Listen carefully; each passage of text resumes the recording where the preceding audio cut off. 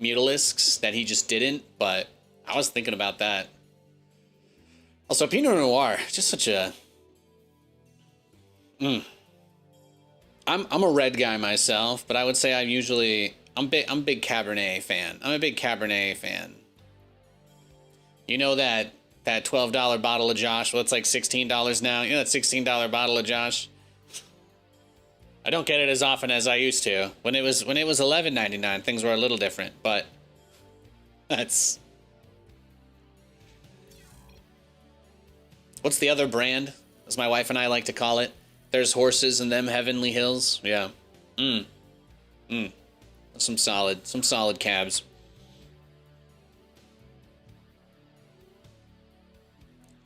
Which, of course, always lends itself to a Jersey Shore reference. You pick up a bottle, you hold it up, and then you say, "Cabs here," just in case you guys want to know how to be that obnoxious guy in everybody that you know's life. I can always give you the tips. So you just repeat anything I say in front of other people, and you'll be that guy pretty quickly.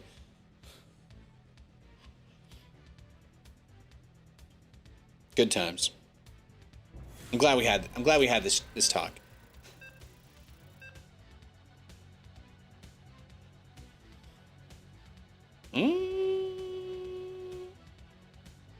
Fuck, why not? Why not? All right, we got a TVT. Gym Tan Laundry. That's my girl. GTL.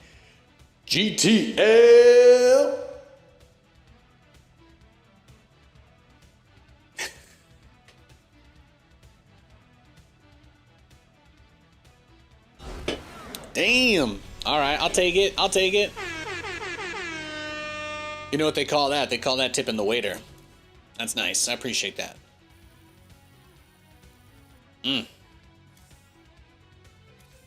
All right, then. They want no part of you. No. Absolutely not. Absolutely not. Did any of you guys watch the Stranger Things finale? No spoilerino, but ended up I didn't watch any of the other final season, but I did watch the very last episode thing they put out, and I thought it was all right. So I just wanted to say my piece. As a hater, I had to take my chance to tell you that I didn't think it was bad. So, you know, trying not to be a part of the problem over here. Just trying not to. There you go. Just trying to be a part of the solution. Yo, Ember became a member of the channel? What? Oh my goodness. That's like the Twitch sub equivalent of YouTube. That's incredible. Wow. Thank you so much. I don't even have an alert notification. You see, that was like the generic sound effect it made. I don't even have anything set up for when that happens. I'm so not used to that. Thank you. Ember, you're like a warm hearth, bringing comfort to my heart and topping the charts. At Nathanias, hi. How is it possible that you are only diamond with 4.2k MMR? I don't know, Spock. The ladder could be locked.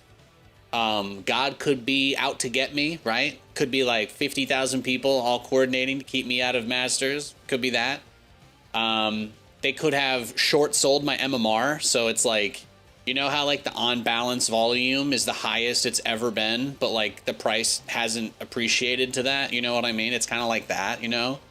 Basically, I have to wait for somebody to get margin called for my MMR to get delivered, and then I can get promoted. But like technically I only have the MMR on Ledger, but I don't actually own it, you know? I'm only like a beneficial owner of my MMR. So I have to wait for a settlement event. And if none of those answers were good enough for you, I would just go back to the God one. You can use that as an excuse for anything. Most people buy it, so.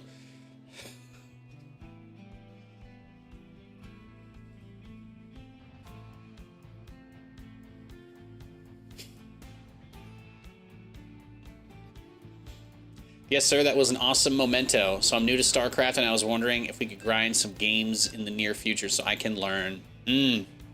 I don't play too many fan games, but I will say this. I am putting out more guide material in the near future. So I'll be putting out long form tutorials on each of the builds that I'm using for all of my matchups right now. And then I'll be putting out short forms of all of those videos that I'm making as well. So my goal is to get out, ideally by the end of February, I see us having at least 5 actual guides, because 1 per matchup should be easy. And then I can do 1 for rapid fire. I can do 1 for camera movement or something like that. I'm workshopping a lot of it. And my ideas don't just get lost into the ether anymore. So, you know, I have my bot that I talk to for coordinating crap, just so I have a place to dump it all, really. And what I like to do from there is get maybe 10, 60 second or less bits on the shorts reel of just like, did you know, or how to type stuff. Because right now, mostly it is just like highlights of a moment from a game that I'm playing. And a lot of it isn't really like super analytical or breakdown type content. But I do feel like I'm getting into a good rhythm playing the game again. I do feel like I've got a, you know, reasonable grip on StarCraft. So yeah, there's that. Oh, there was a 4th reason. There was a 4th reason. So the other reason why I might not have been promoted yet is because my MMR is provisional. So I have only been playing on the European server for about 3 streams. This is my 4th time playing on the European ladder in the last like 12 months. So I had to play all my 5 placement games again and start in like gold or platinum league. So if you like tuned into my stream a week ago, you would have probably been like, Nathan, how are you gold league? And I would have had to, you know, we would have done the full same explanation. But yeah, that might be it. So I hope that provides a little bit of clarification. Please don't feel like your ego has to be attached to my rank, you know.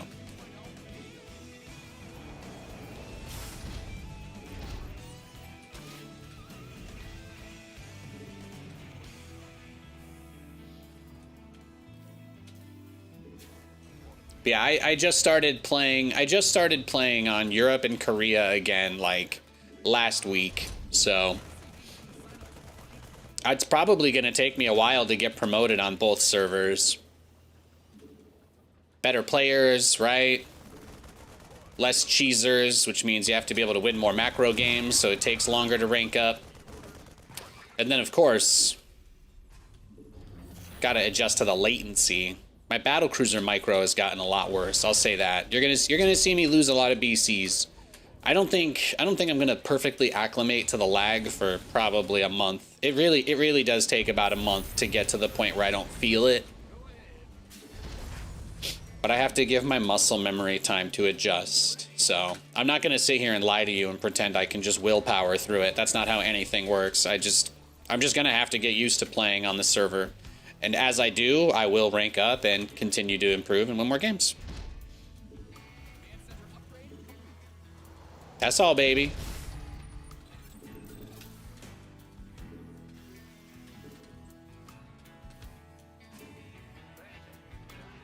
Do I think that the Spire buff was a nerf to battlecruisers? Yeah, I think so, for sure, yeah. Anytime that you buff, like, if you made it easier for a defensive player in the football, like in NFL, if it was easier to have pass interference called on you as a defender, that would be interpreted as a buff to the passing offense, right? Because you can make more aggressive types of plays knowing there's a greater likelihood a penalty will be in your favor. So I would categorize them pretty similarly. But the Spire building faster, the Spire building cheaper, they're both very bad for battlecruiser strats, for sure. But the battlecruiser has been pretty much nothing but nerfed for like 5 years straight. So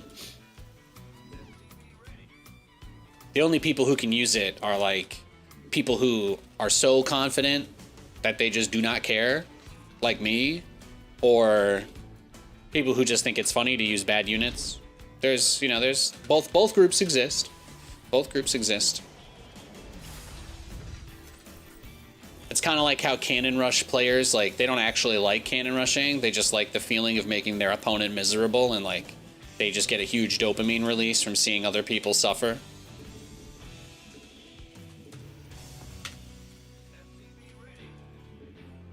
Ooh, look at that.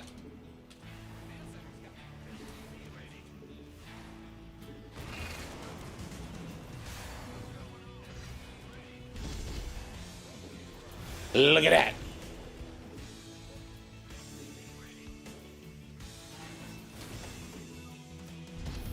So what do you think? He's probably just going straight for Spire, right? Infestation Pit. Infestation. My love.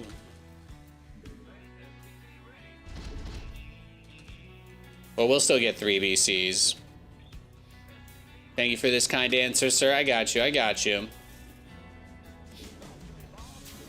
100 Zealots versus 200 Lings videos get a lot of views for some reason. Well, I mean, people like stuff that's watchable, right? When the action is immediate. The hardest thing about gameplay clips is that sometimes the action's broken up, but the shorter, you know, you can always just grab, like, the moment. But people still miss context from games. They don't understand how you got there, you know? They feel like they're looking at a piece of, like, a kind of incomplete picture, almost. So I think there's, you know, there's different degrees of, like, what it is that a person expects to see when they're swiping on their feed. Like, I get a crazy amount of hits on my live stream on YouTube because I broadcast in shorts format. But the average duration of a view, like the average amount of time that somebody spends watching, is only like a minute or so. So basically, if they tune in and see something interesting happening, they'll watch it through to the end. But if they tune in and nothing is like immediately happening, they'll usually just close it. Or they'll just say like, "Oh, hi, Nate," you know? They'll just say something nice and then they'll close it. But so high engaging stuff is definitely always going to be the most digestible, right? You want it to be quick, fun things like that. My battlecruiser YOLO plays always do well because you don't need context to know. It's like, Nate he just yeets his battlecruiser and you watch him melt 50 corruptors in a ranked game. I think that's the appeal there. But like the more complex it is, the more information you try to get across, the more you try to teach or tell somebody something, the less well it plays. Except specifically in the case where, specifically in the cases where you're able to demonstrate that that's the goal, right?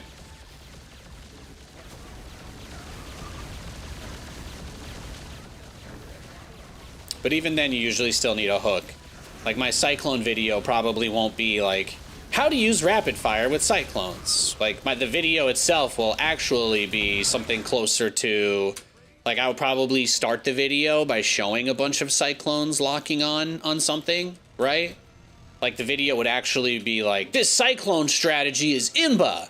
And then it would be like, okay, here, so you have this set, right? I set cyclone lock on to select target, you know, same hotkey, and then hold it down. But like you gotta get something like in their face that's interesting before you even switch to the boring part. Even if the whole point of it is to be something that's like sort of educational or boring.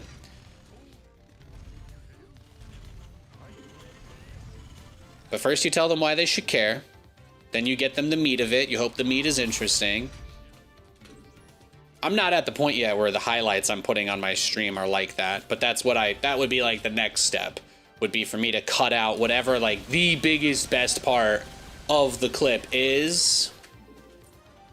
Man, this guy just like went straight towards my shit on the minimap, huh? He's crazy. He's crazy.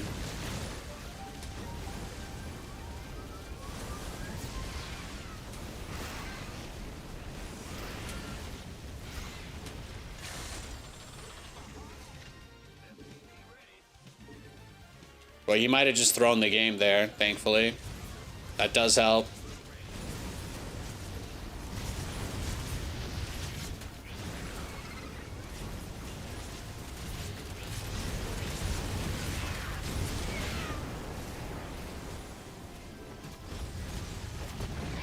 Yeah, this is fine. Even if I just delay him from mining, it doesn't matter.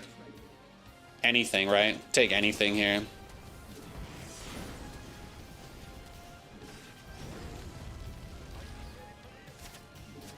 Perfect. That was great. That was fantastic. No, his army is really flimsy because he's trying too hard. This is the guy at the bar that's trying too hard. That's all. He's like, I finally got a job. I'm gonna spend my first paycheck and flushing it down the toilet, getting everybody drinks so they all want to be my friends. That's what he's doing right now. He got those Hydras. He got the defense, and you know what he immediately did? He just immediately threw it away. I feel like I'm watching Hey Arnold. I feel like I'm watching Hey Arnold. But look at this. Look, he's just going for it, right? He's like, let me pull your Thor in. And I'm like, okay, so now my Thor is tanking. Thank you for using Singed Fling on Garen, bitch. Sorry, I'm getting excited. I'm having a good time. Please forgive me. I haven't played a game of StarCraft since last year, guys. You'll have to forgive me. I'm a little bit worked up right now. Imagine flinging a Garen into your team. What is he doing? What is he doing?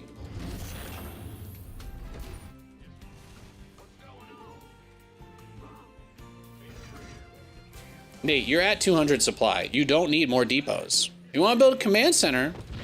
I'll greenlight that. Yeah, I don't see why not.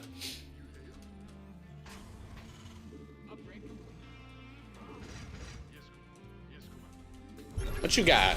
You got anything good for me? Might as well, right? Yahoo! Wah! Look at that. Okay, he did not get away. He did not get a Mario sound effect. He did not collect $200. Wow, not getting the Mario sound effect sounds a lot worse than all the other parts. That's weird. I say we just kill him. Let's just go. If his whole army is literally nothing but Hydras and Vipers, I think this game is over. No cap.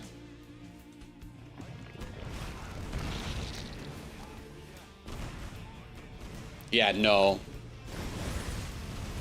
As we say in America, yeah, no. As opposed to, no, yeah. Or, yeah, no.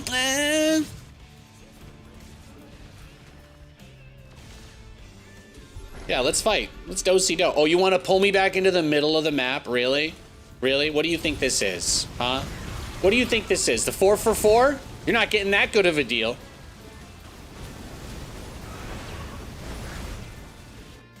Yeah, eat my rallying units. I don't care.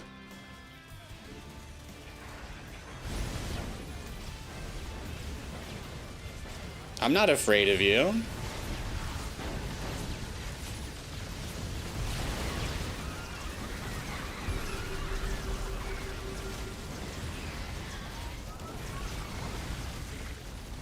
Yeah, that's game, baby.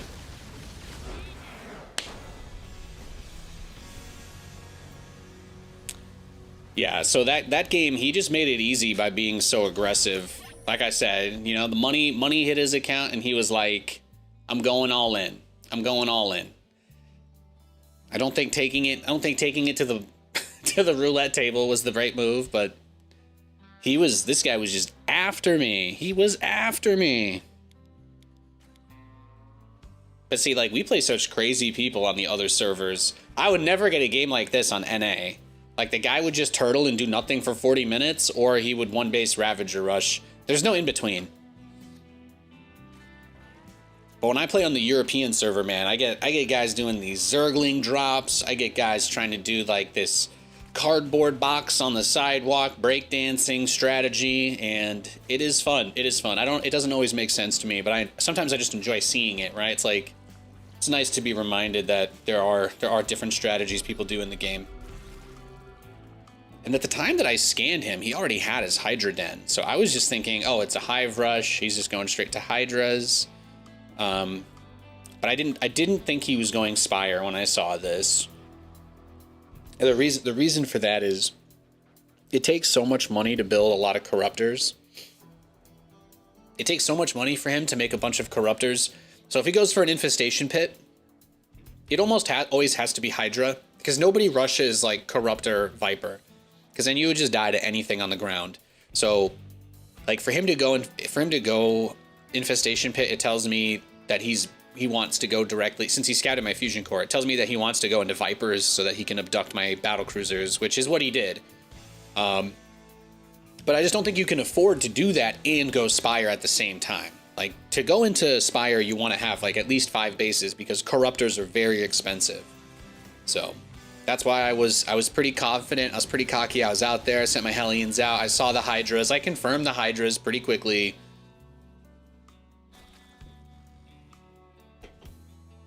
I confirmed the Hydralisks pretty quickly, so they really weren't a concern.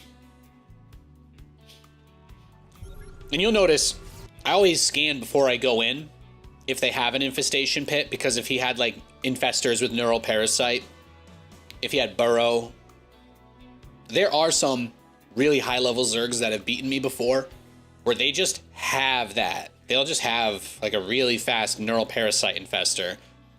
But, like, in my mind, when I look down, like, the tree, you know, I see the Infestation Pit, we're at a fork in the road. He's going straight into Hive, right? Even if he was going Infestors, he would still want to go into Hive. There's not really anything else that he'd be doing with an Infestation Pit except for, like, Swarmhost Nidus. But that's horrible against Battlecruiser and Hellion. I hope that you learned something from that long-ass rant. But yeah, there you go. Look what you started. Oh, he's such a peaceful boy.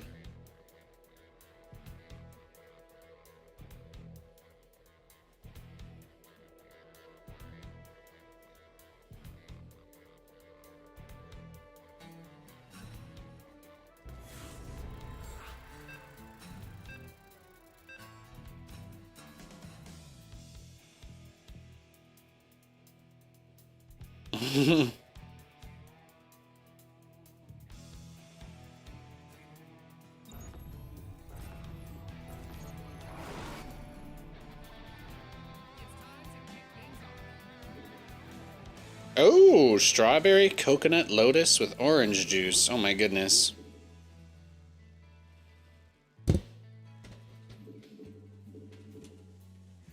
Well, Katie's wired. But yeah, there is a guy that I would play on the NA server, and every single game, he would go pool first, Roach Warren, 1 base, double gas. He would rush 3 roaches at me, and during all of that, he would research Burrow, get his lair, and build an Infestation Pit. And I used to play this guy like 4 or 5 times a day on NA. It was awful. It was really awful.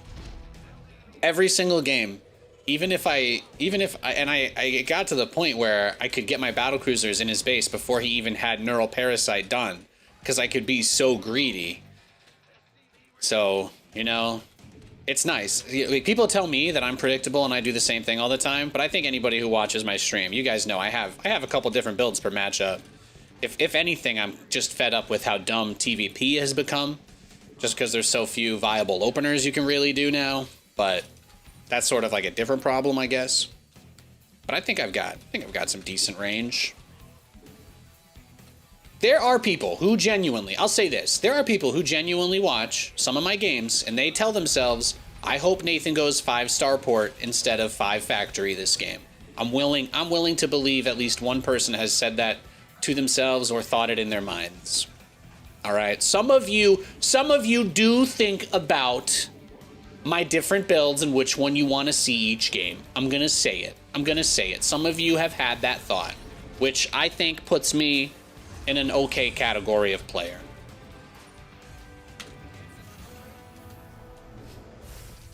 How can you be predictable when you react analytically every game? Well, to be fair, I overthink stuff, which makes me predictable again, because I still have my own panic responses and whatnot.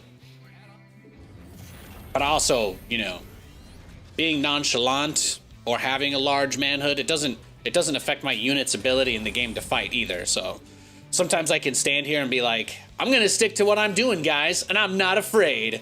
But like, the guy's actually actively peeling my face off with like, a very, Hattori Hanzo sword, and I'm just standing there like, that's right, guys, I can be positive in the face of anything, like, ah! Sometimes it's like that. Look at that. Oh, that's, wow, scandalous. He's got a Marauder outside my base. Dirty boy. Yeah, give me your Marauder. Do it. Well, that's not the worst thing that could have happened. So, I don't think he proxy Maraudered me, but if he did, it would have to be here, because that's the only spot I didn't scout. Especially given the angle he came from. Put the mule on a different patch, just to keep it alive. Build a second command center, build a Raven, we are good. So you're saying there's a chance, exactly, I'm living my best battlecruiser life vicariously through you? See, I bet you there's a decent amount of people that see a game state that I get into, and they're like, I hope this just goes into mass BC instead of Nathan's, like, Megazord build or whatever.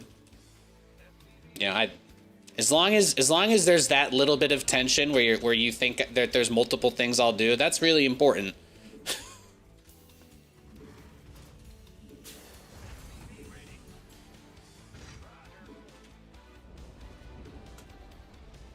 No, maybe he really did just rally a Marauder across the map. Maybe. Maybe.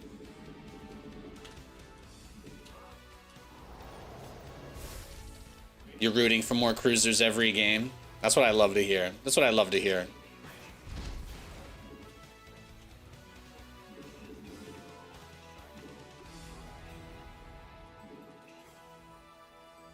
Oh, it's gotten so much more fun streaming again in this last week or two. I like really, it's really hard not to be like a greedy, just like, you know, be a greedy animal and want to play with like the super low latency. It's like so nice to play on NA sometimes, but then I'm realizing that the only reason it's nice is because it's like such a sedative type environment that's like I don't feel anything, and I'm like, is it really okay if I play on this server just because the games don't make me feel anything? And then I played on this server and I was like, well, I feel something, but it's not that bad, you know? And yeah, so it's just been nice. We've had a lot of great games. I have been able to get so many good clips and highlights from the stream in the last few weeks. It's just been gravy.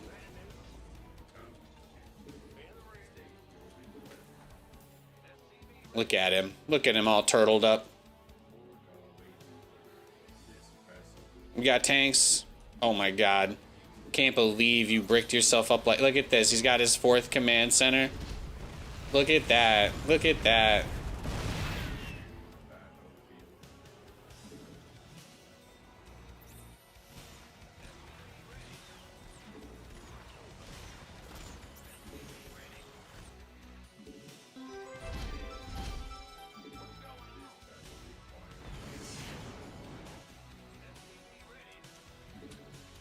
All right, so he's playing turtleneck, is what it looks like. So I'm just gonna try and rush up as fast as I can to battle cruisers, delay his economy as much as I can, because he's kind of stuck in this awkward situation now. You know, he's not in a great spot.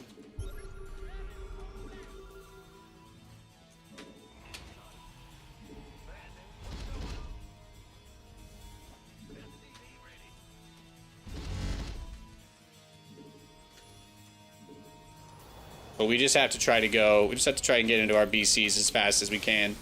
That's really it.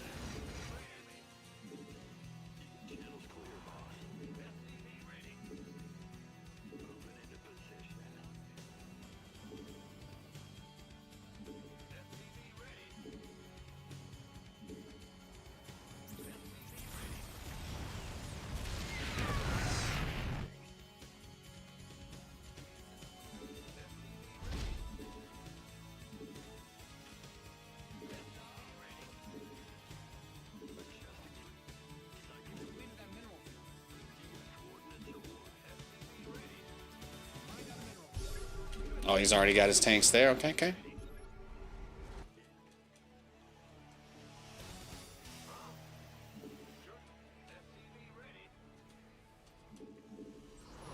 Well, I've just about got everything on the way. We'll start going to get some mines out there. I don't see ravens from him, so trying to think about things I can potentially exploit. Fusion core isn't done yet, so I can't actually make BCs.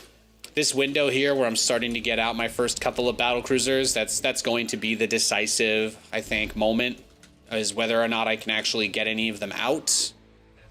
But he might get this third base situated and just come at me, bro. So I just need to keep that possibility in mind. First battle cruisers are on the way.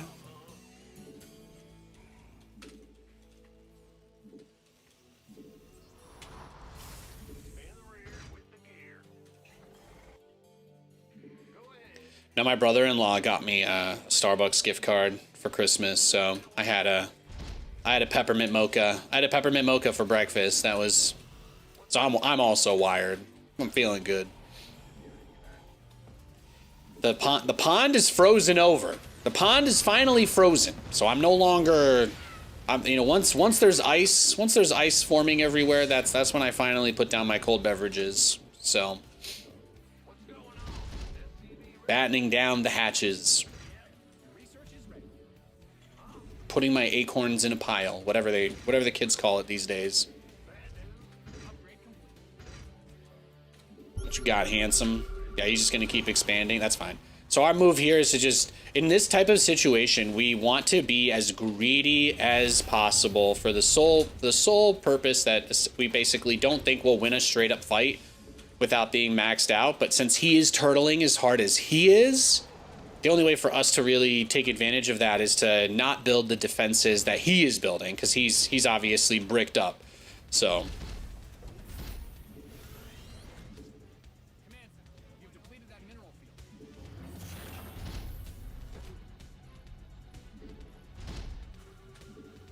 yeah, that's fine. I don't expect to be able to hide things from you.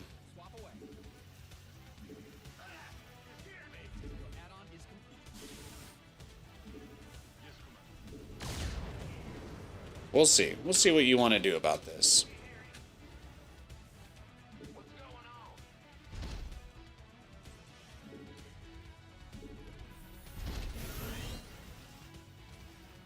We're almost there. Almost building five at a time.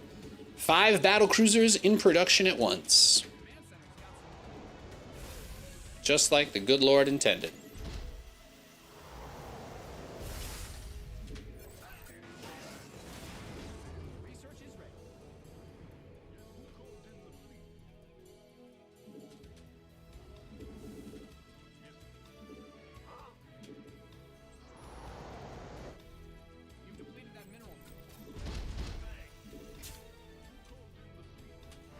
And might as well make it a regular command center. We need the gas. We're just trying to cycle up the economy as hard as we can.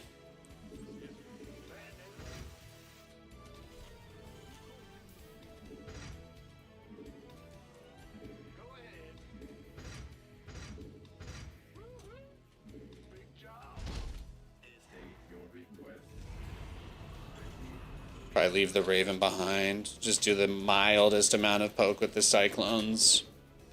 We're getting to the point now where I won't need SCVs really anymore. So we'll build a few extra turrets.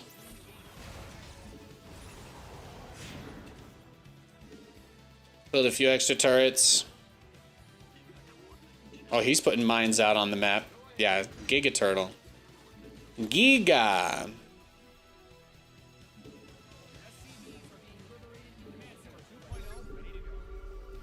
Yeah, he doesn't actually have anything here either, right?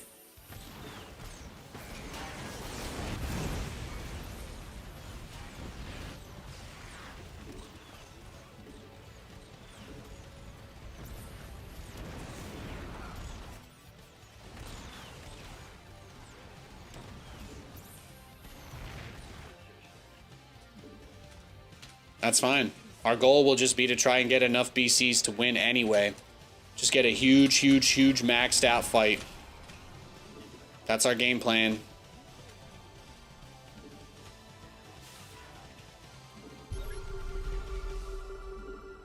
He's so adorable. He's got his little outposts.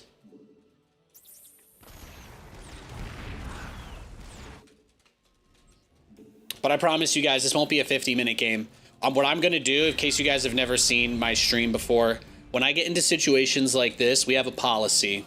It's called the get up and go policy. And what it means is we're going to hit 200 supply, and then we're going to YOLO every battle cruiser into him, whether or not it looks like we can win the fight. So my goal is max out, teleport every single battle cruiser directly into the middle of his base, and then clip whatever happens. And if I lose, it'll be a funny clip of me YOLOing and dying, and if I win, it'll be a funny clip of me YOLOing and winning. But this way, you guys don't have to worry about being trapped in an hour-long match with me. I don't have to worry about I don't have any anxiety about this game anymore, because I know that we're going to hit this max out. And whatever happens, happens, okay? But just remember to have fun. He might have like 50 Widow Mines burrowed right in the middle of his base.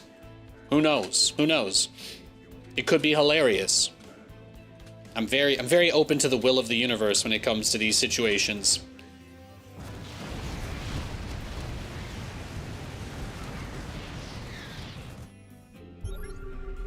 Yeah, look how many turrets he's got. He's got all the upgrades for him, too. He's got building armor, he's got range. See, I think this guy would be completely comfortable playing a 45, 50-minute game with us, but it's not gonna happen. We don't do that.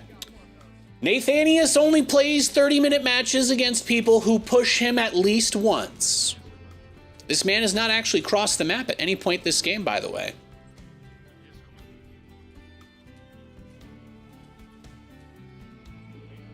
All right, let's sack some of our SCVs.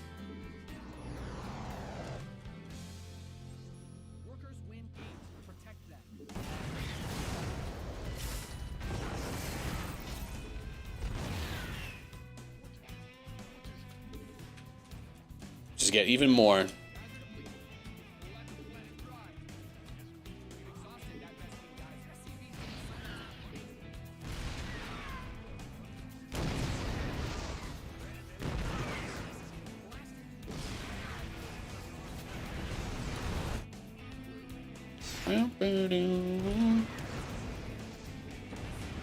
Beautiful.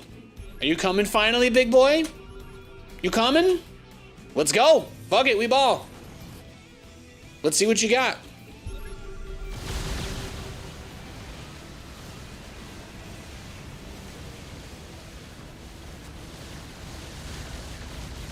Don't give a shit about you or anything that you do.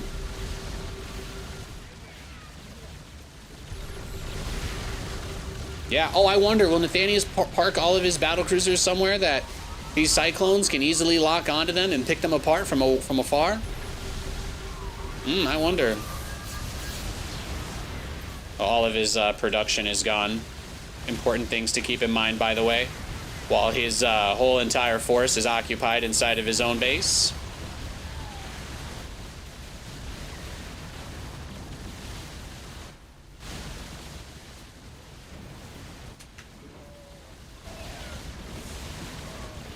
Yeah, that's what I thought.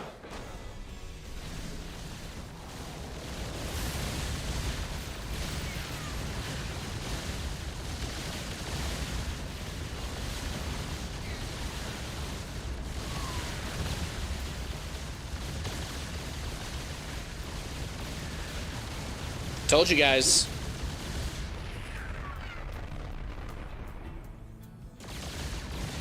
You're listening, what is it? You're listening to BC 106.7 FM, cruising the airwaves since '93.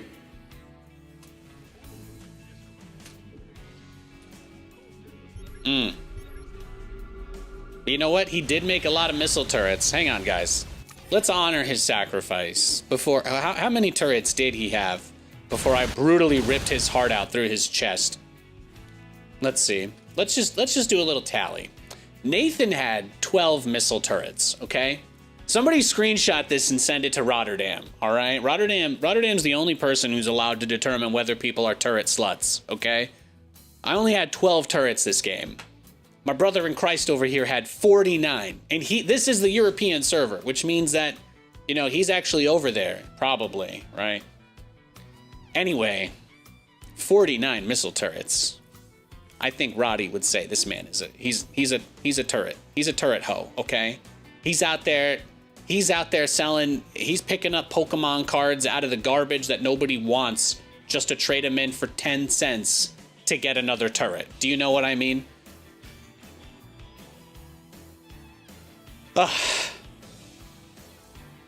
Yeah, 49 missile turrets, not enough. Beautiful. Beautiful game. Facebook turret marketplace.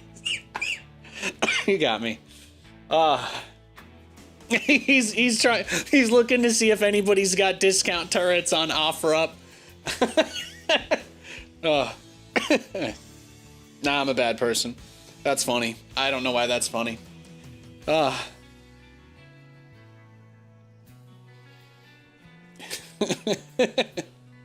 He doesn't just have his local Craigslist marketplace bookmarked either. He's got the 3 counties nearby.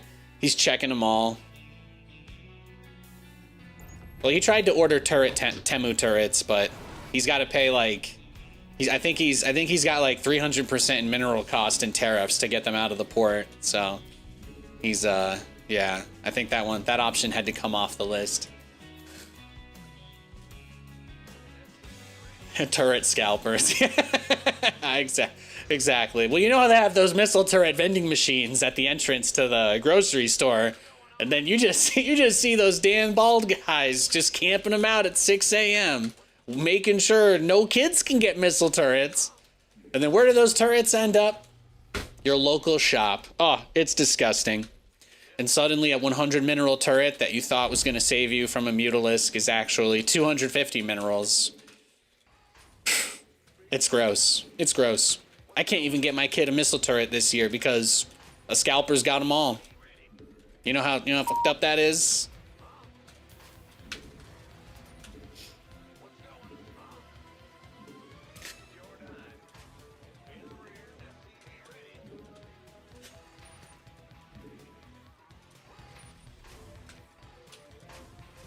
Look, guys, I know it always seemed like I had a turret problem, but I've never sold bone marrow to build missile turrets, okay?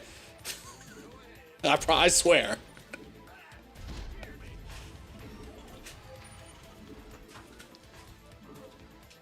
Yet? We'll see. We'll see. If they raise the price of turrets to 125 minerals in a future update, I will cry. I will cry. I'll cry a lot, actually.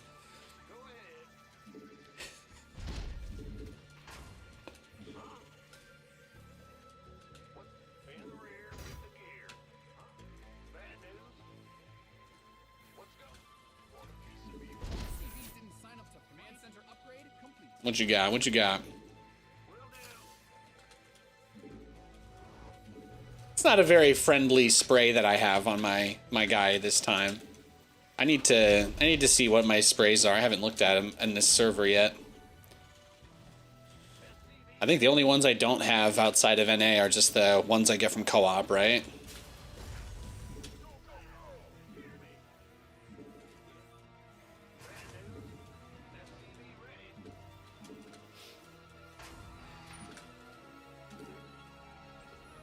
You guys are funny.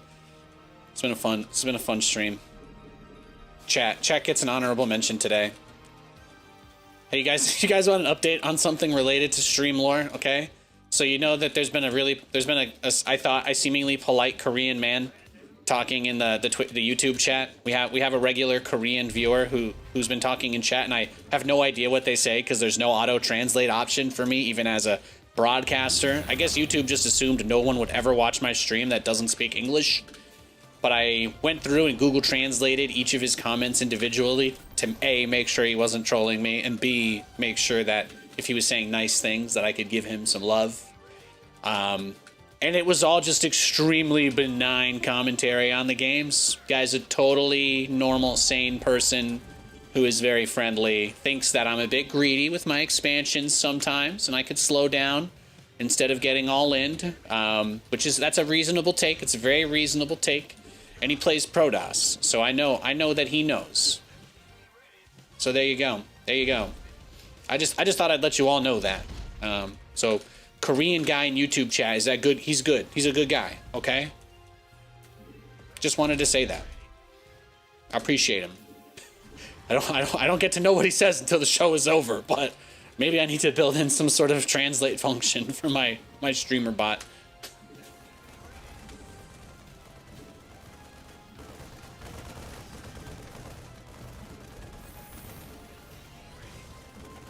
Hmm.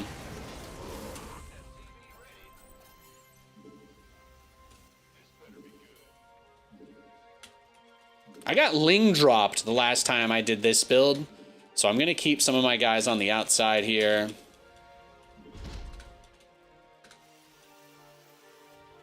Get Blue Flame while this is going. Your stream title made me think of that scene from Iron Man where Tony Stark says, "Give me a fat beat to beat my buddy's ass to." Yeah, sure, why not? Why not? Iron Man. You know, the number one scene from Iron Man that I get suggested on my For You page all the time is Blow Mark 42 for like 7 different reasons, but it's the only one I get. It's probably because the villain of that movie is basically MCU Wesker. Fun fact, any of my fellow Resident Evil fans out there, you know, you want a hot blonde megalomaniac who wants to take over the world and turn everybody into superior beings?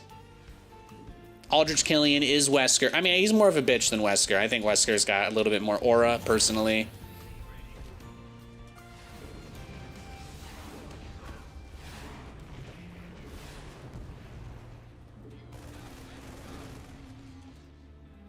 Also, Aldrich Killian turned himself into a monster. Wesker, sadly, as much of a horrible person as he is, he was also experimented on. So, in a way, Wesker's story is a little bit more tragic, which is nice because obviously, you know, I think we like him a little bit more.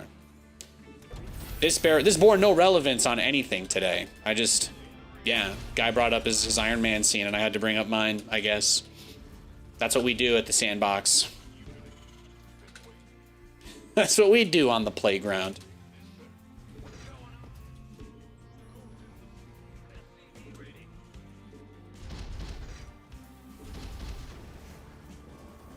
All right, let's go.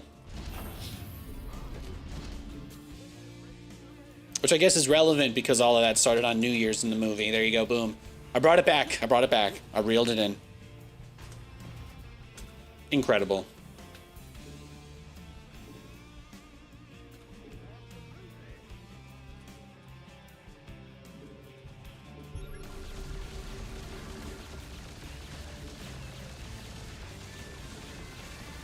Oh, see, this guy did rush Infestors, by the way. This guy did rush Infestors. So he's already got the ability to essentially shut me down and just destroy me through sheer mind control and all of that, kind of like y'all were talking about earlier. So the only answer in this type of situation is we just have to go for our max out as fast as possible with our regular macaroni stratagem. The battle cruisers are sadly not going to be very useful because his whole plan is to catch my battle cruiser like we're playing in the backyard. So he wants me to move my BC out so that he can mind control it, and then I lose all my money for free, right? That's what he wants.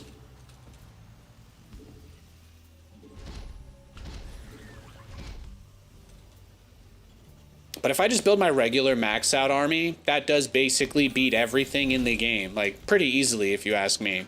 So I'm just gonna do that. Just gonna default back into my win the game build, aka the Megazord build. But there's no reason to believe he won't just Neural Parasite me. Neural Parasite cancels the teleport. You should all know that. That's the reason why I can't risk it. But if I start the teleport animation and the tentacle penetrates my battlecruiser, my BC will stop flying away. And then he'll probably die a horrible, painful death, which he doesn't deserve, so. We can go, like, way around the outside. But if he has the stream up, sometimes people will still just put their infestors in the corner of the map, even if it doesn't make sense. But we'll see. We'll shark around a little bit. Could do a little more with the Hellions.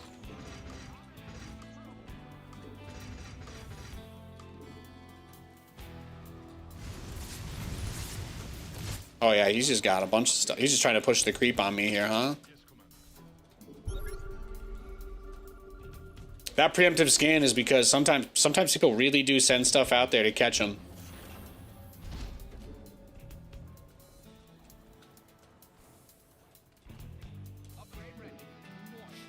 You like my bangs? Yeah, I'm wearing my bangs down this year, guys. Wearing my bangs down this year, all right? All the closeted viewers, close your eyes. It's gonna be even tougher. It's gonna be even tougher year for you.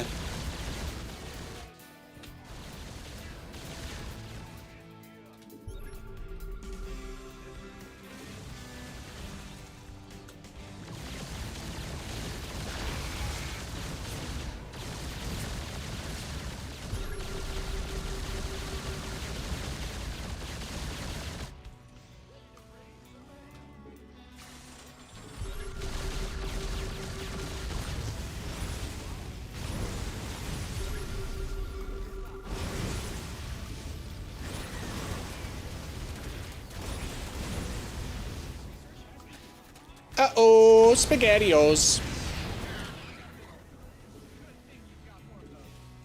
This is actually going pretty well. Didn't lose the battle cruiser. Took out his Ultra Cavern. He may have the upgrade already, but it's important to keep in mind that he'll have to rebuild it, and if his goal is to like flush his army all in me more or less, and then basically use the fact that I kill all of his guys to then remax, that's where the Ultralisks can become a huge problem. Probably using Starport. I've been trying to make sure I build lots of command centers this game though, so I think we're okay. It's been a focus. It's been a core focus.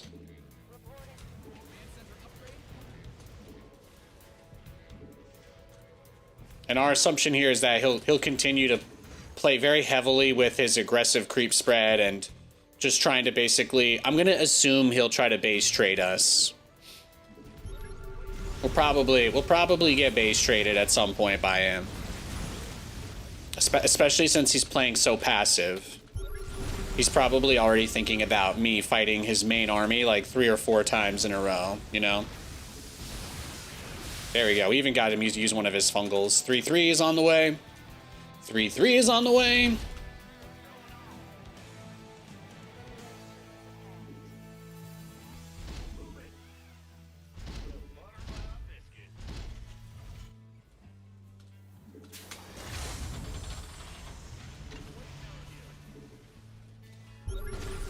But this is his plan, right? Just turtle, spread creep, wait for me to push, dive me, and then lose the game.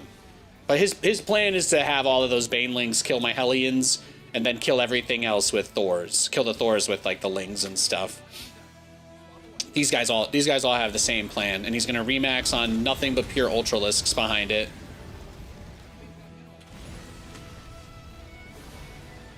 So the only thing I really need to do is just get more Liberators. I have everything else that I need. Probably get another Starport factory. But as you can see, he's not going to do anything, so. He wants to start the fight as close outside my base as possible. That is actually kind of funny, though.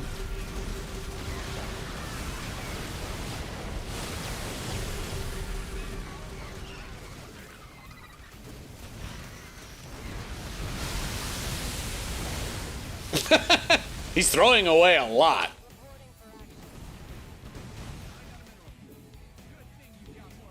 All right, that's what we expected. I think this is a good time to push. He's gonna go into all of his. He's gonna build nothing but Ultralisks from now to the rest of the game. And I think our army's pretty good against Ultras. But what I don't want is to let him like throw multiple armies into me, because he does have a lot of money. So that's really the biggest thing. So now we just have to go rip his heart out. Now we just go rip his heart out.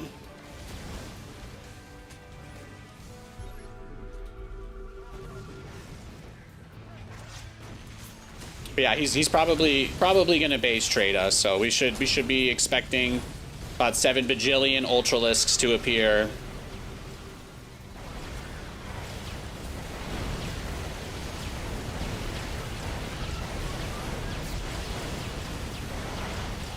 Just keep the Hellions away from the Banelings. Okay. Beautiful.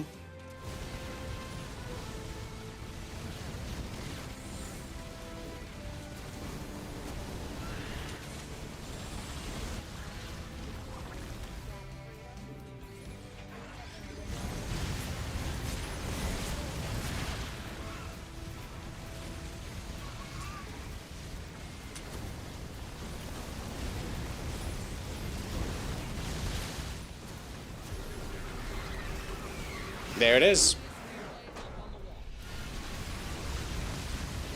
I thought he was gonna try to base trade me. That was nice. He didn't even build ultras. Did he not remake it? That's funny. I might have like accidentally baited him into doing a worse build. I don't know why he tried to go Broodlords. Look how much. Oh my god, the static defense went off here. He built so many spore crawlers every base.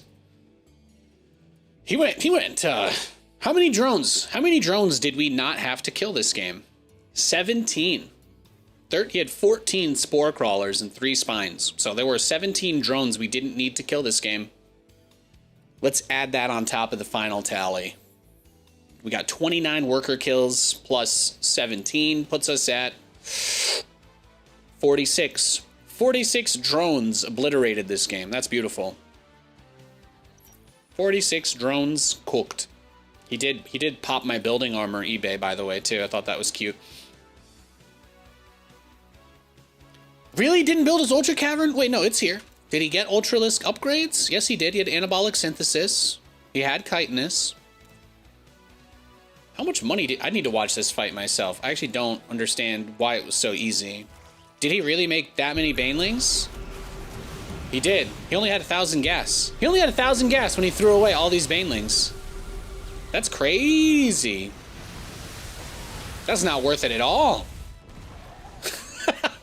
And then he made 10 he made 10 Broodlords. That's... Yeah, I mean... Look, it's not my fault that you rushed Infestors with Burrow and Neural Parasites specifically so I couldn't harass you, alright? You could pick a build where I feel a little more comfortable punching you, and then maybe you'll be able to grab my arm. Okay? You chose this. Let's not get it twisted. But yeah, 10 Broodlords. I love Thors, man. They're so good. Those are my collector's edition skins on them, too. Aren't they pretty? You don't have to tell me. Tell them. They're self-conscious. Beautiful game. And then he made 18 Hydralisks. Did he even have larva? No, he didn't even have enough larva. He had five larva at the end there too. So he couldn't spend all that money if he wanted. That's so funny. I put a giant wall of engineering bays in front of my base, and he genuinely just throws 500 gas of Banelings into engineering bays, and then the planetary. That's why I put eBays in front of the planetary. It's so funny. There's like an instinct to almost try and lift a barracks before it pops. But I love slamming down that quick wall and watching them spend permanent unit loss just to get through 2 engineering bays. Every little bit of gas counts, but I'm gonna say it cost him 1,500 gas to kill my 4th base. I'm gonna say it cost him 1,500 gas to kill that base.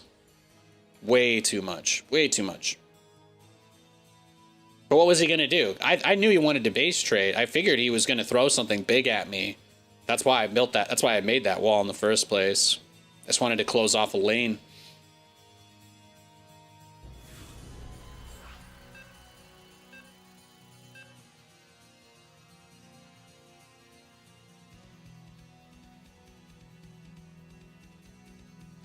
I think this is the TVT guy that left. Wouldn't you expect Nate to max out on BCs and then he sees Thors? Oh, come on. Yeah, I know. I know, guys. I'm supposed to be a big dumb NPC, right? Ha ha ha.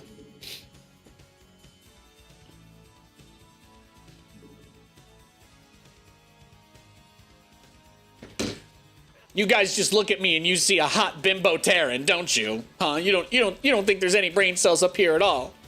Well, you're not wrong, but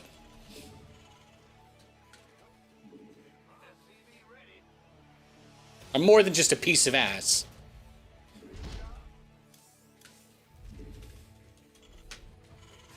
You're nothing except a pair of Yamatos. I'm more than my ATS and ATA laser batteries.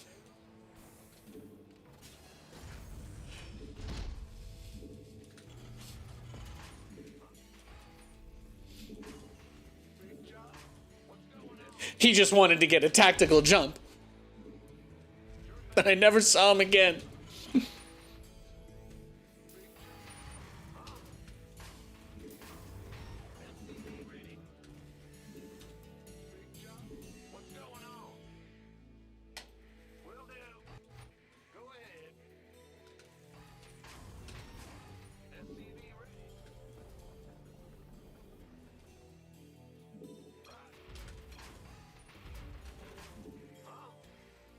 I think this guy's left like 4 games against me, so I'm just, I don't know, man. I don't know what I'm supposed to expect here. You're probably proxying me if you're not insta-leaving, right? Oh? Alright.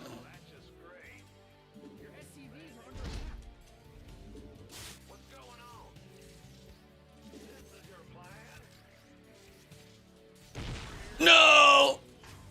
It didn't work, my friend. I tried, though.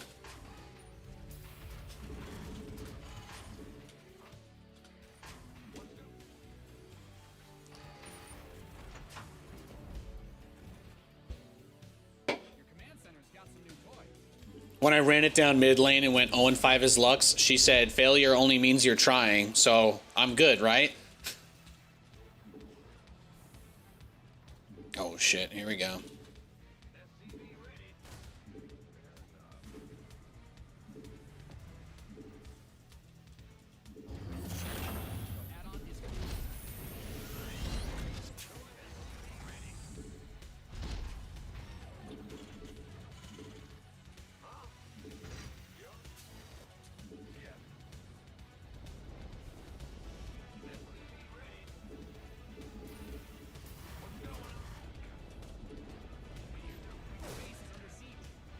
How can you lose even though your SCV attacks first in a one-on-one? Well, if we looked at the replay, I would bet you that what probably happened was, even though I told my SCV to attack first, by the time his moved into a position where mine could actually fight it, he likely stopped building the command center before my SCV ever arrived at his. Does that make sense? So essentially, by the time my SCV actually got there to attack him first, as you say, which it seemed like that was going to be the case, as soon as I did that, he, yeah,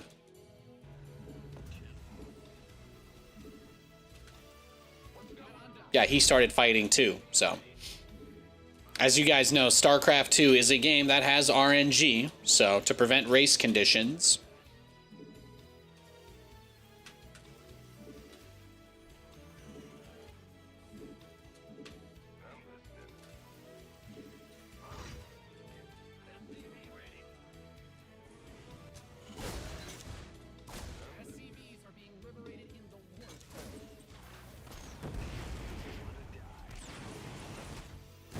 You love the aesthetic? Hell yeah. Good.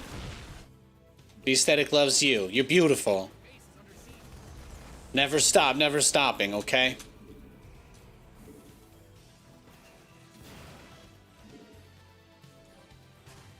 Out here enjoying my 30-degree day. Blasting Chapel Roan. Got my DVD logo bouncing. Technically the holiday season comes to an end, so I don't know if I need to like get rid of my like snow effect that I've got. I don't know what the lore, you know, what the legal requirements on that are. I'm just trying to do that thing they said in Happy Gilmore, right? Let you play the ball where it lies. Yeah, I'll take everything from you. Thank you.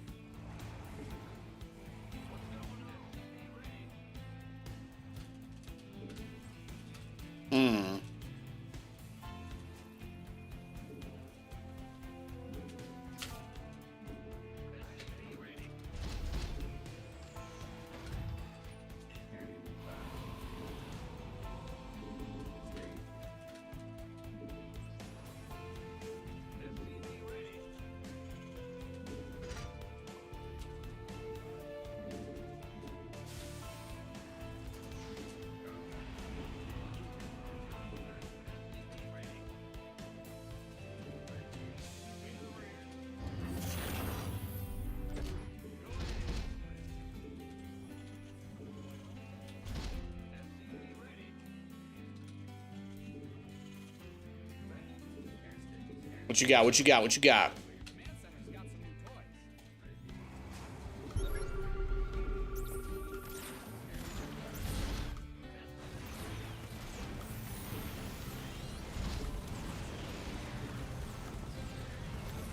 Please.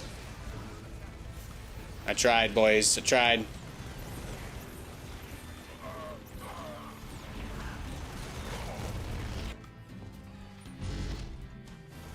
No.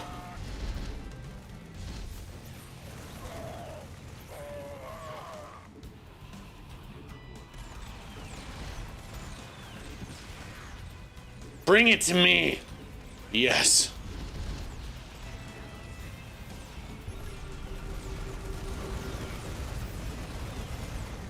I wanna know, baby, what is it like? Oh, well, there you go. We're dead. That was the right move for him. I'll say that. Well done. I did get the base, so that was nice.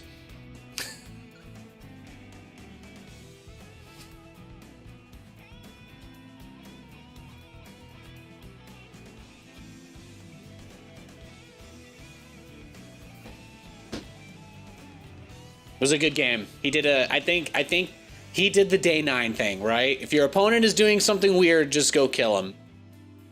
I rebuilt the Cyclones. I rebuilt the Ravens. It was a risk not to get siege tanks and try to defend.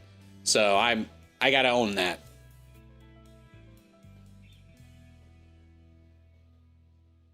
Let's go next.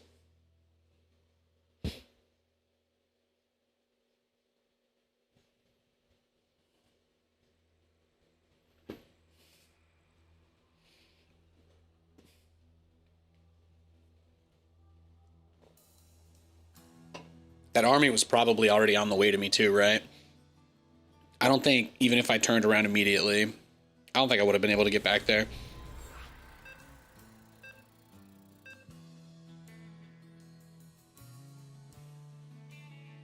All right, Barcode Terran, a little more TVT.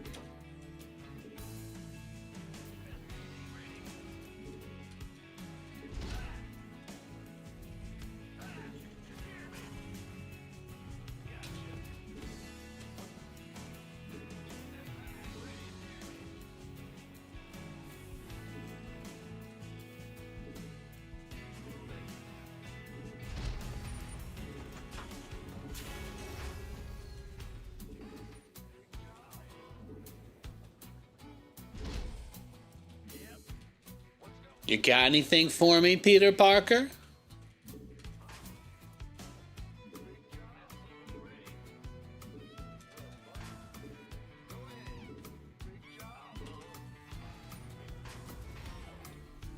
Seen any good shows or movies lately? I've been watching a lot of stuff, but I haven't seen anything that impressive. I recently discovered another, what is it? You guys ever see this show, My Cat from Hell? Have you ever seen this guy, Jason Galaxy, what he looks like? What an absolute Giga Chad. Guy's like the Cat Whisperer. Pretty sure I saw one of the Mob Guys actor dudes from The Dark Knight. Pretty sure I saw him on that show. He was wearing very big sunglasses indoors. And looked like he did not want the camera crew in his house. But apparently him and his wife have some behavioral issues with their 6-year-old cat. Shocker, he doesn't put in any effort.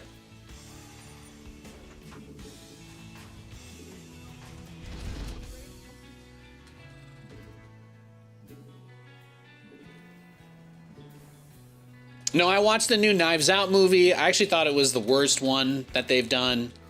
You know, I felt like Glass Onion was like a pretty good remix of the idea, but like they just like the movie like basically inverted itself with how hard it was like essentially circle jerking itself You know, the third one just didn't reach me the same way the first two did. Wasn't crazy about it.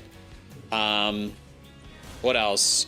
I saw the finale of Stranger Things. I actually did think that was pretty okay. It was all right. Nothing crazy, but you know, I feel like they did a better job of ending it than like Game of Thrones did. So.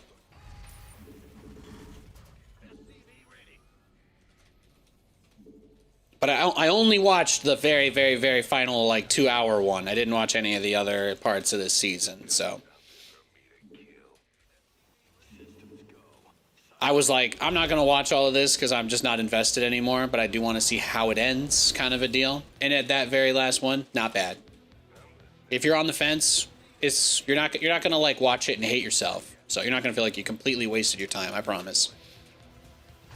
It's a bit gratuitous, you know, it's kind of giving a little bit of the Batman, if you've seen that one with Robert Pattinson, the end after the conflict is resolved, there's a solid hour of exposition, more or less. So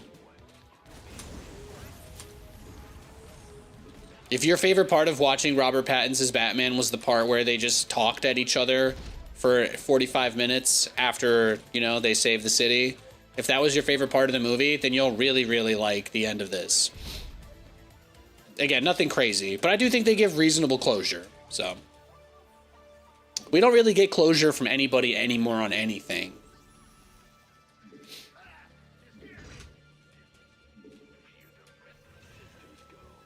You made peace with the fact that nothing will ever be as good as Breaking Bad.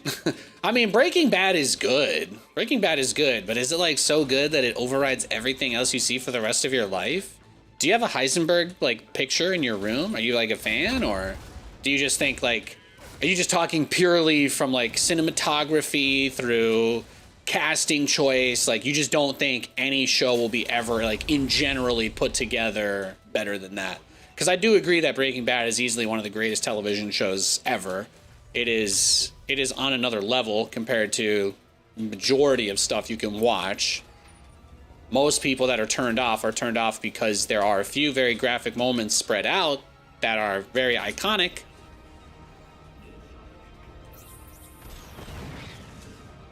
My wife thinks Walter White looks like her dad, so that's why she won't watch it. So, you know, at least that's what she's told me. Maybe that's the most polite ways that she's been able to put it. Her dad is a handsome guy, but he's got a lot more hair than Walter White.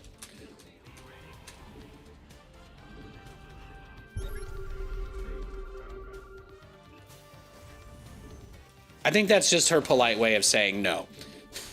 But it's very good. It's very good.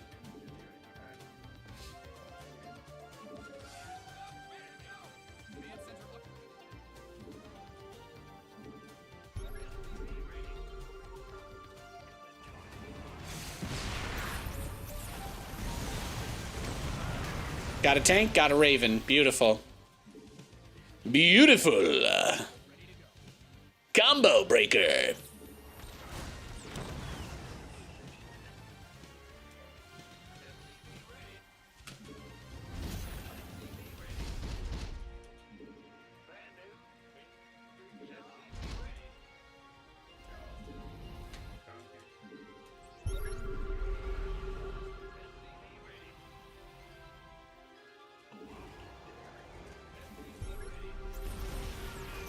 I'm not afraid of you.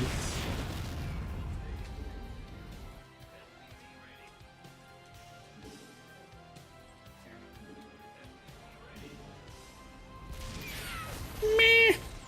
Well, he might get me here. No, we're good. We're good. Good year to the only Nate we got. Yo, what's up, Graphis? Hey, hey, hey. Proud to be the official Nathan of StarCraft. It's true. It's true. No, there really are no other Nathans that really made their print on this game. I'm lucky in that way.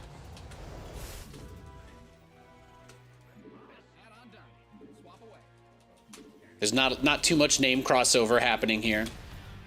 It was a very graphic and rough overall show, so I see how it is not up for everyone. Oh, of course. I mean, it really just depends. Like, do you find the idea of watching other people in fake, stressful situations to be, like, too much? Then yeah, totally. I always remind myself that it's not real, and all the scary stuff that seems like it's over the top is usually somebody's life passion, working in an effects team or a company that probably employs a lot of people and feeds families and stuff. So I'm just like, I get it. It's a part of the art, but I totally understand it's not for everybody. Completely understand.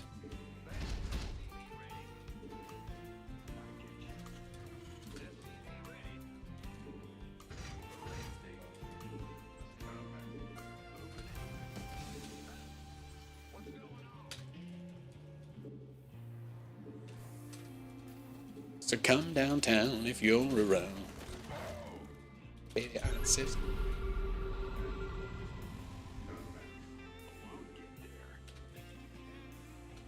When all I need are your eyes across the room, yeah.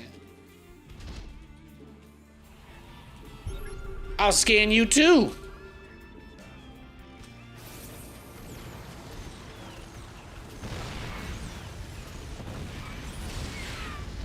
Guys, you see what we're getting here, guys? This is going to be another one of those games. You remember what I said? This is just going to be rushing to a max out of BCs. He's going to make a really well-rounded army composition with the intent of playing a long game. I am going to max out on battlecruisers and just yeet myself at him at, 67,000 trillion miles an hour. That's the plan. I want to go so fast that the moment I begin moving, I instantly disintegrate. What could be more alpha than that? Ugh.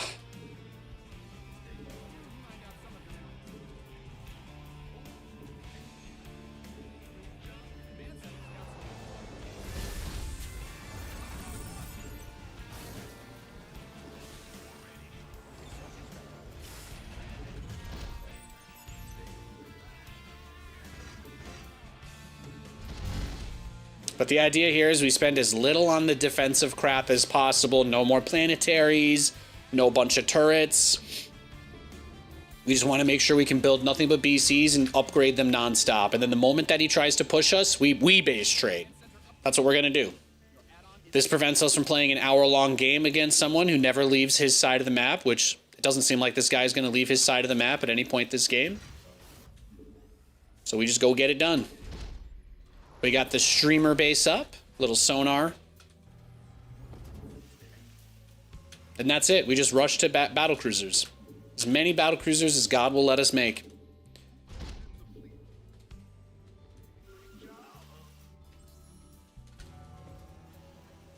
Research complete.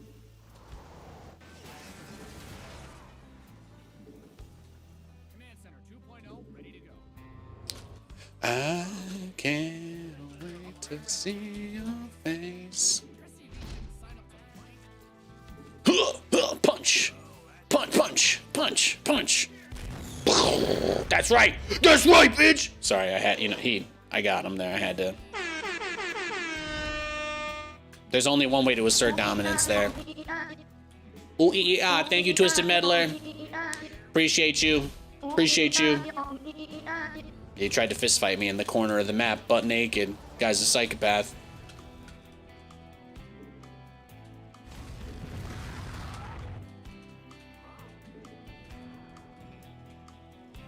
Yeah, we're there. We're doing it. I mean, our supply is looking pretty good. We have 2-2 on the way.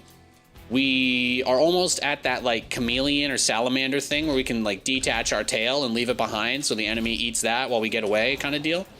We're approaching. We're approaching terminal velocity.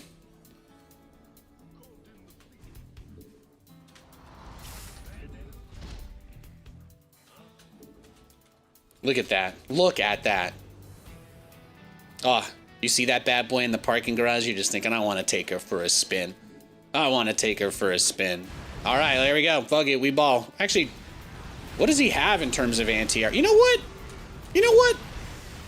I say YOLO. I say YOLO. Just jump on his army instead. Why base trade him when he has no anti-air with his army? Right? Am I crazy? Am I crazy? Why would I base trade a man who did not actually build any anti-air with his force at all? Yeah, XD is right. Disney XD.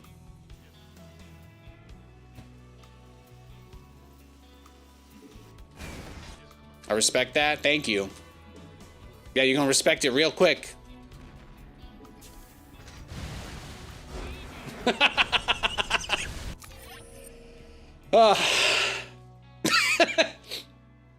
I'm like, yeah, I'm gonna teleport into his base and base trade him, and then I'm like, well, there's no units here. He just had ravens. He built a sensor tower outside my base too. Blue is coup redeemed Nate Dab. All right, hang on. You get the holiday special, buy one, get one. There it is, beautiful. Hey, he showed respect at the end. There's not much I can say there, right? There's not much I can say there. I felt he actually was reasonably respectful at the end. For a guy who had units all over the entire map, I'm shocked that at no point did he scan me and be like, oh, I need anti-air. He pushed me with like 16 siege tanks and 8 ravens.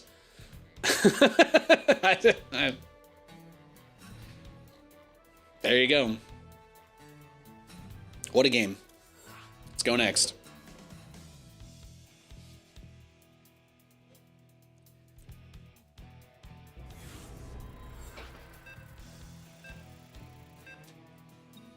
Oh!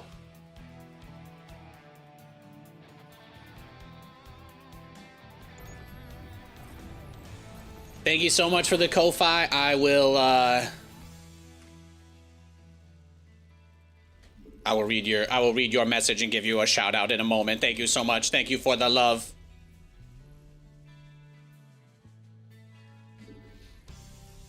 We got a TVZ this game.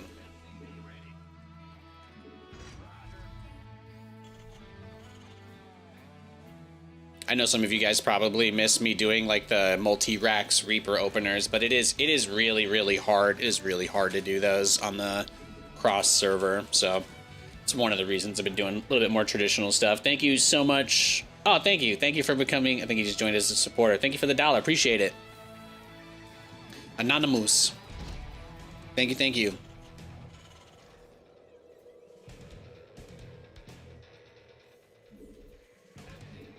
Resident Evil 4 or 8? I mean, I think that the games are completely different, right?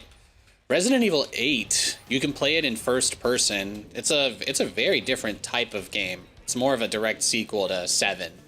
So I don't know, like if I was to compare them, I think Resident Evil 4 Remake is probably the best thing Capcom has made in quite a while.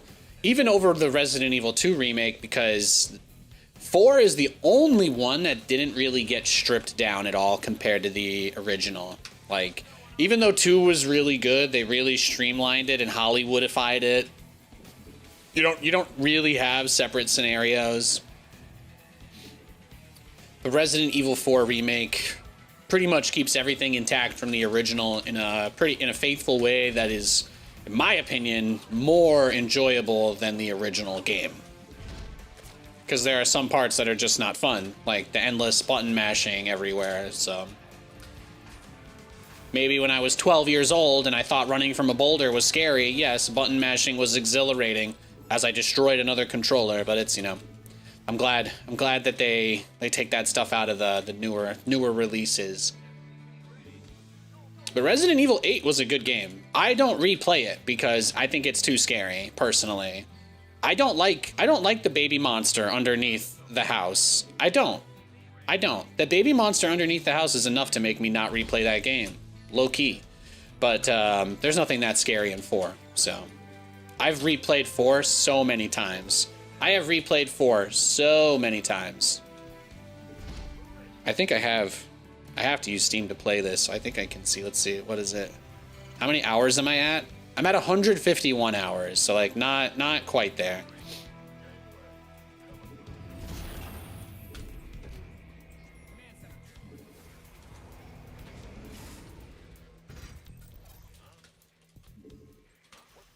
You can't play 7 no matter how hard you try. Now see, Resident Evil 7 is incredible because it's literally Texas Chainsaw Massacre plus Saw plus like there's actually just so many. It's like such an it's an homage to, the game has so many like references to horror games and stuff. You know what I mean? Resident Evil 7 just has a lot of great homage to the horror genre in general. Even though I wouldn't tell you that it's like a regular Resident Evil game. The only thing that ties it in with the other games is, the whole entire game is escalation, right? Every Resident Evil game is the same. You start with a knife and tweezers fighting against giant monsters, and at the end, like all Japanese games, you kill God.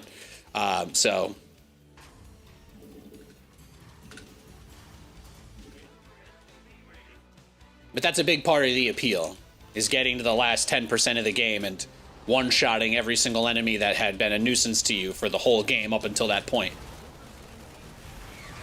I think he got us, boys. I think he got us. He's got the Zerglings.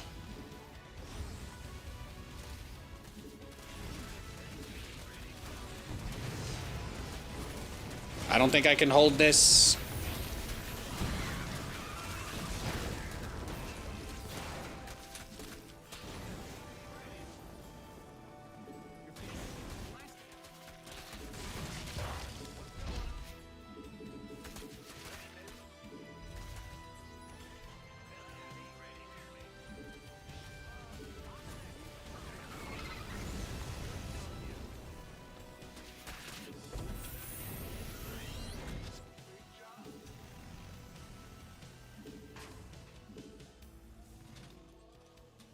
Yeah, we just got one base Bane busted, that's all. This game is probably over, but I'm enjoying our conversation. So anyway, yeah. But one of the entire segments of Resident Evil 7 is literally just a hillbilly saw trap enthusiast. So very up my alley. Man, he did it again! The double bust! Man, busting must make him feel good.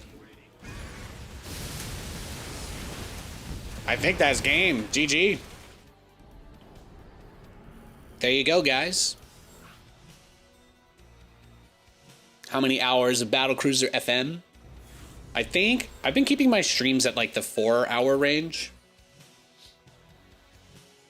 If I get past 4 hours and there's like more than 100 people watching, I'll keep going until I get tired enough that people tune out, and I'll be like, okay, I'm not really giving energy anymore. People are leaving. And then I'm like, all right, it's time to wrap it up. But I just try to read the room. If people are having a good time and watching, even if I get a little quiet or I lose a bunch of games, I'll just keep going. As long as I'm entertaining you, that's really all I care about. I appreciate your time. There's a lot of great stuff out there to watch.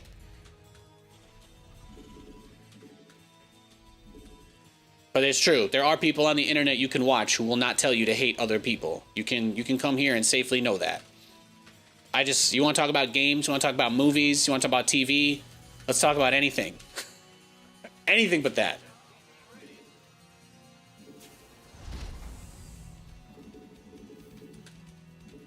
The save room, you know? It's like the safe room in here. I got the typewriter. I got the item box. You can come chill here. It's okay. No, we had I think it was yesterday or the other day, we were on the Korean server, and I straight up, I got Bane busted 7 games in a row on one base.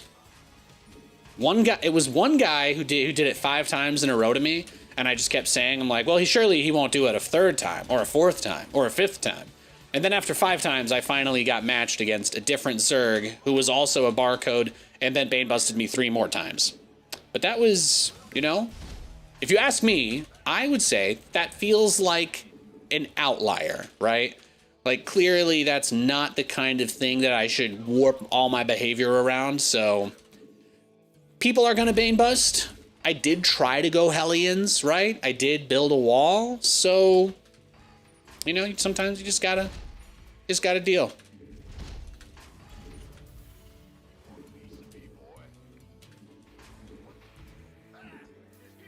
I think the truth is you can't convince yourself that you'll make someone who wants to play a 3-minute game play a 10-minute game. That's the real wisdom. You can queue for a game of StarCraft, but you can't make your opponent play. You just gotta take what you get. Sometimes the grocery cart has no wheels. Sometimes they all creaky.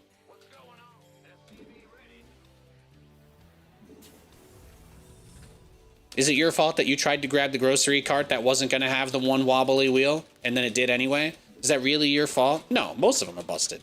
That's just the way it is.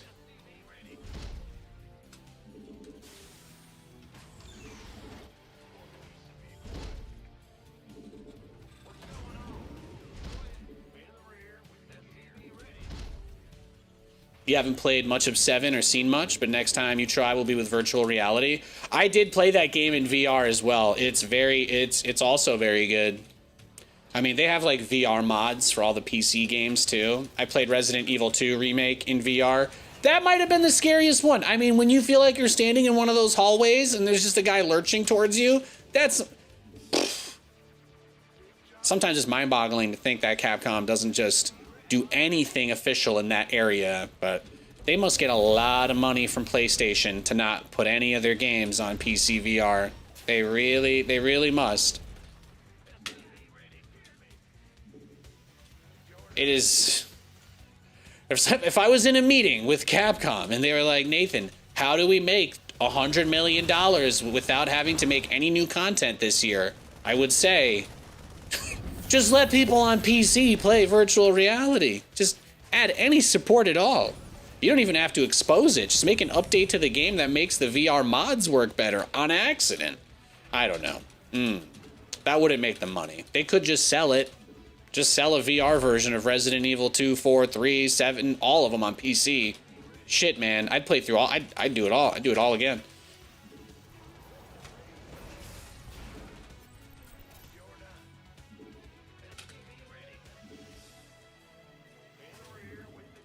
Although I will say, like, the PlayStation 4 VR, that was how I did Resident Evil 7 in VR the first time. That was pretty bad. The original PSVR quality is horrendous. I had one of the original Vives way back in the day. I had one of the OG, like super old ass, big ass towers in my room that they're like, don't move these too suddenly or they'll just break forever kind of deal.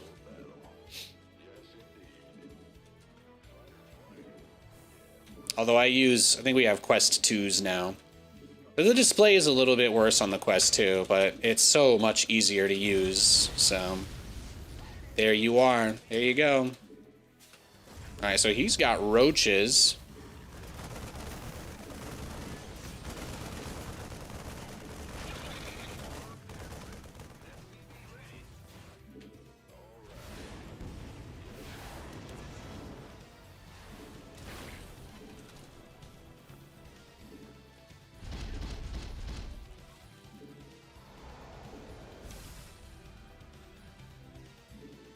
Yeah, I totally did the wrong build here. I should have had a third CC pretty early if I was gonna go like this. The opener I did was to do like a double battlecruiser rush, but I just didn't.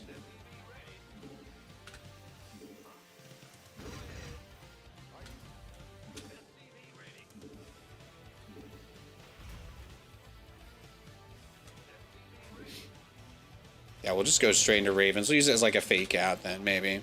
We can just try and get to our regular Megazord push and just hope that this guy psychs himself out with what he scouted. That might be the move. We already know he's going roaches, so I don't expect our Hellions to be able to do a whole lot. Oh, he went Mutas! That actually is really nice.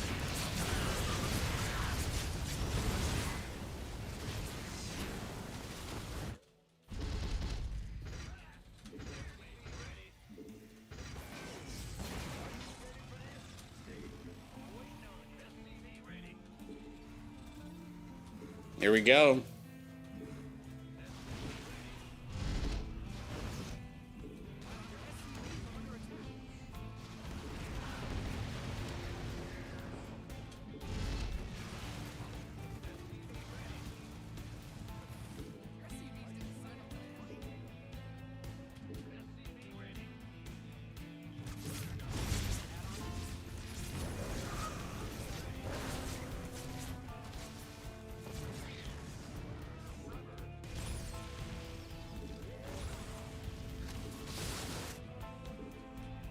He's crazy. You know what else we're hoping for this year? I know they haven't put out an official trailer. Like, we don't actually really know that much, right? For the next game or the next part, but Poppy's Playtime Part 5. I know Katie's very excited about that. That's another horror game that we've been following in the last year or two.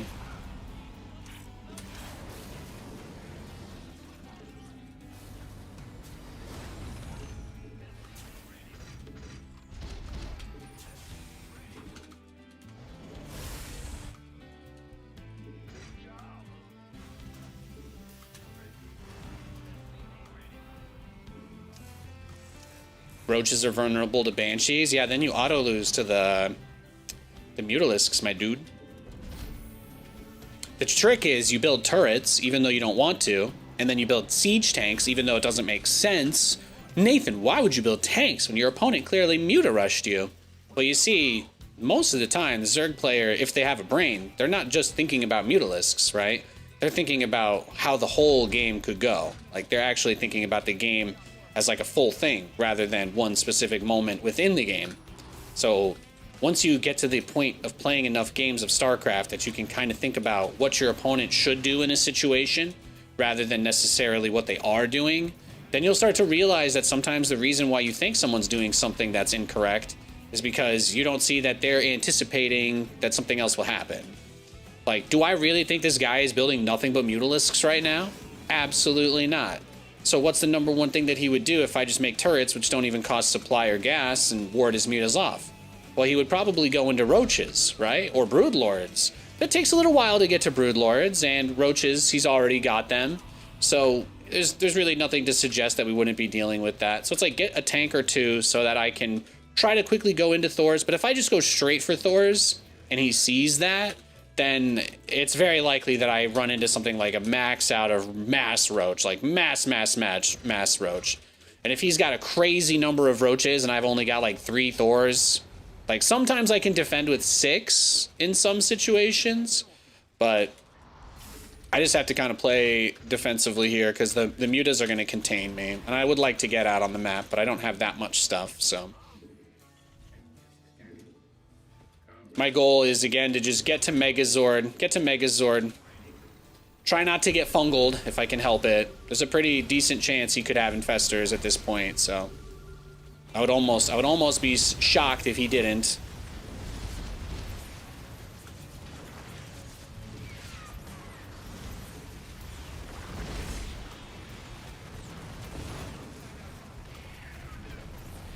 Yeah, see, look, he's building corruptors, which is great.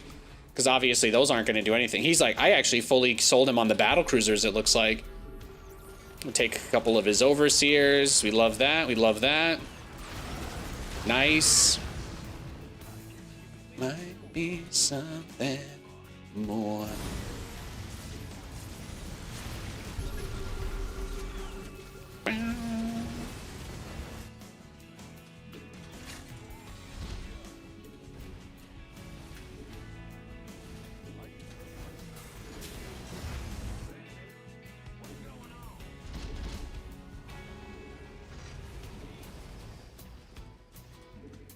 Yeah, he just wanted to expand a bunch. And that's the thing, like a lot of Zerg players, that's what they try to do.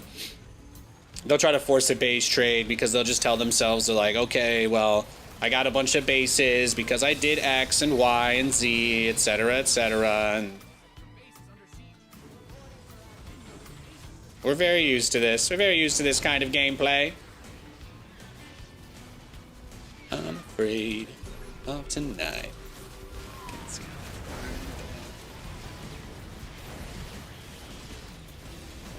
Ja. Ja, das Gurschenstein. Let's go.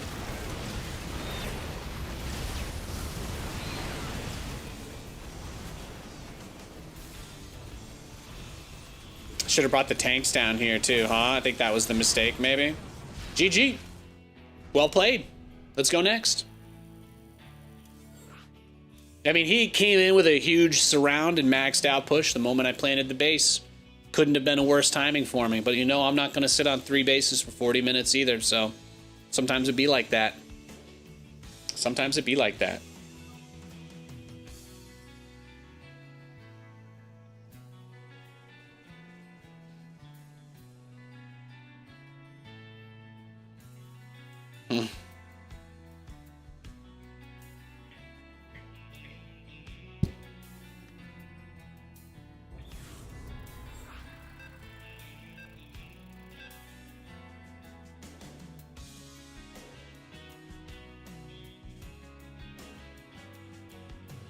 My wife sent me a funny text.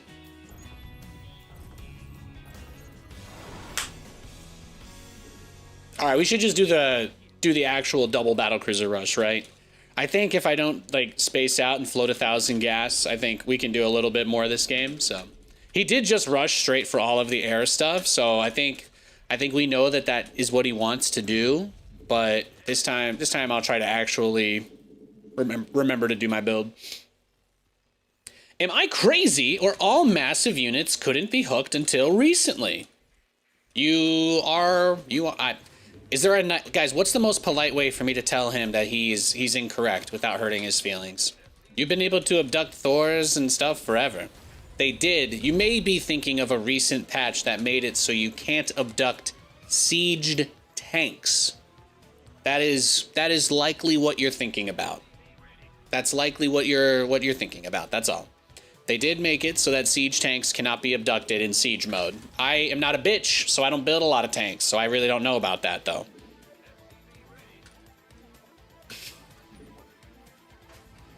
I don't make 700 siege tanks and sit behind a wall for 40 minutes every game, so I couldn't really tell you. It could be bugged and not even functional for all I know, and I wouldn't notice. I would not notice. I might be the only Terran streamer you can watch that doesn't sit behind siege tanks for half of his games. Might be the only one. Even the guys who play Bio have to turtle half their matches because of ghosts, right? And blink. I just say, fuck that, we ball.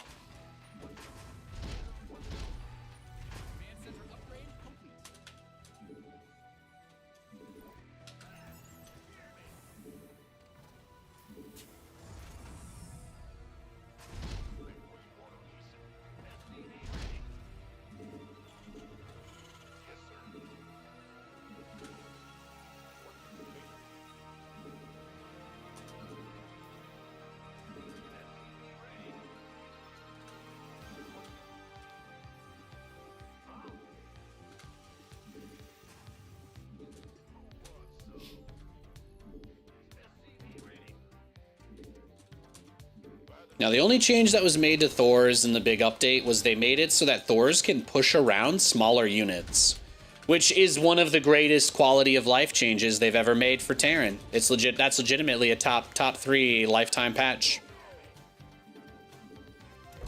But Thors have collision priority against Hellions and tanks now.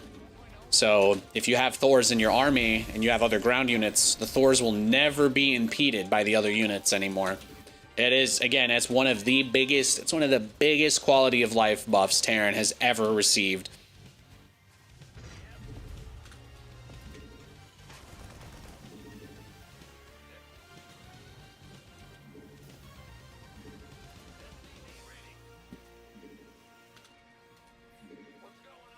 I just got to lock in for this one. This isn't the guy that Baneling busted me, so I think we should be okay to not sweat that. He didn't even use his roaches at all, right? He just went straight into Hydra Viper. He just went straight into Hydra Viper, so I don't think we have to worry about I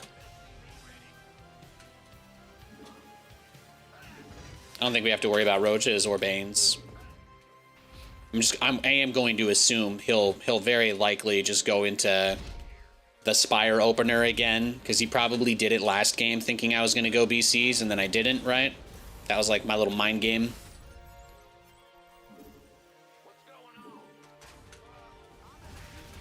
Yeah, look, he doesn't even have Ling speed, so he's probably rushing mutas even faster than last game. But we also know that he opened with defensive roaches. So the Lings, I think the Lings were always like a pump fake, a facade, if you will.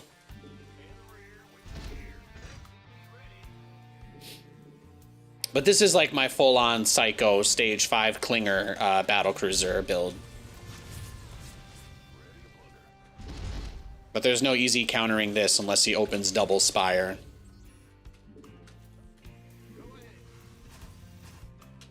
And if he opens double Spire, I'm spending 5 minutes with the Glass Nidus Worm after this match.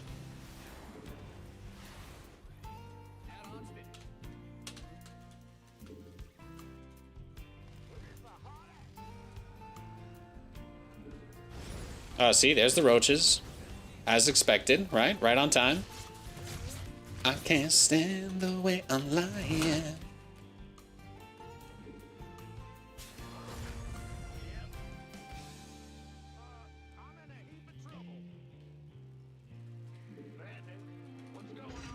Maybe he could Nidus. That would be pretty, could be legit. Vikings got dose.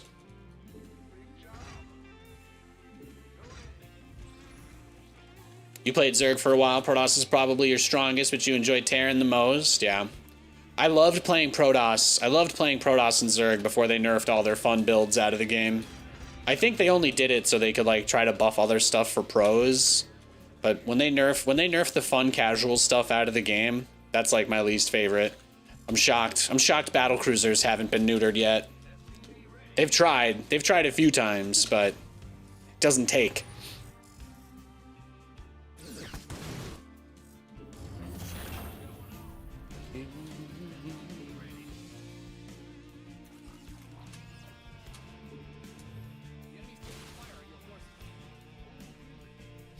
Protoss feels strong when a army gets to a certain point. Well, every race has strong armies, so if that's your only barometer for enjoyment of the game is like that each race has like any option, that's fair.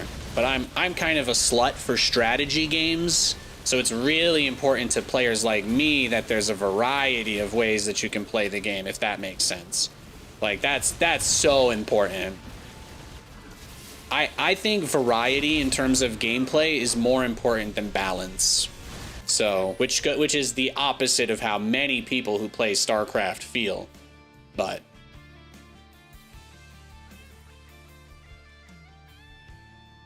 again, you could go watch any other Terran streamer and watch them build a bunch of siege tanks and sit on their ass for half of their games. You could do that. You could do that too.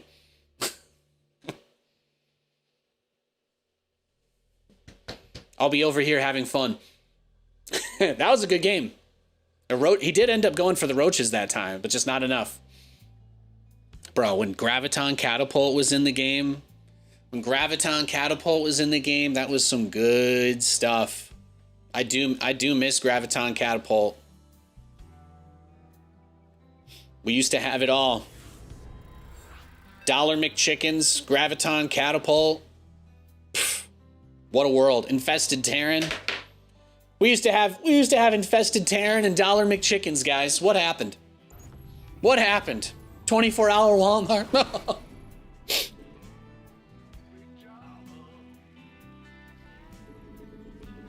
The second packet of barbecue sauce used to be included.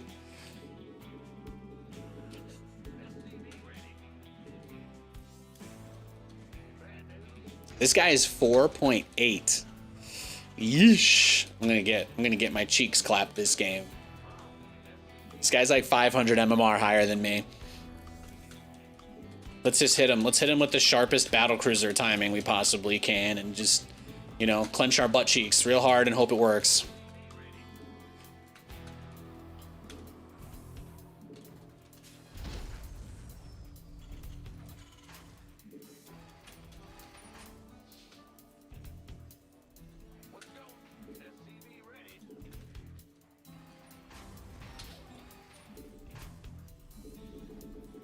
Well, in fairness, people should use reusable bags if they can. It's you know, it's a waste area that doesn't really have a reason that it needs to exist unless you're in a rush.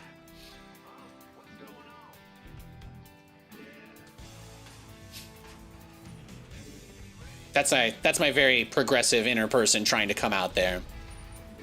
I at least get the bag thing. At least the grocery bag thing makes some sense. Have you seen what people do when you give them free refills at a place? Have you seen this shit some people do? All right? We need rules, guys. There need to be some rules.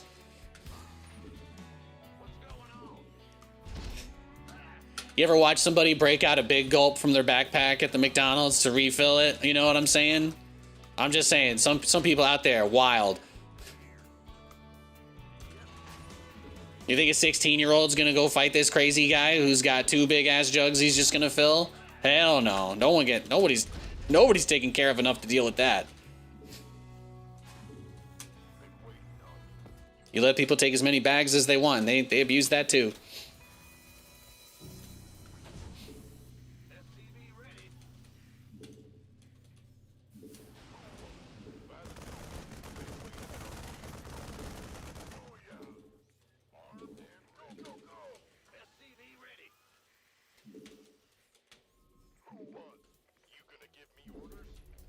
It's okay. You allowed to play hide and seek? You want to play hide and seek? There we go. There we go. I found you.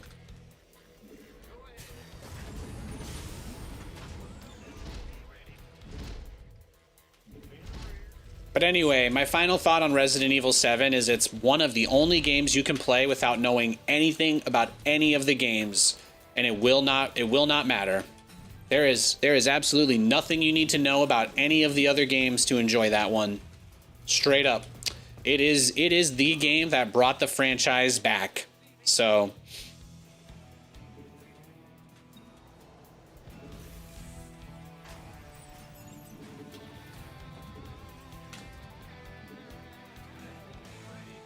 it is a verifiable 10 out of 10 game.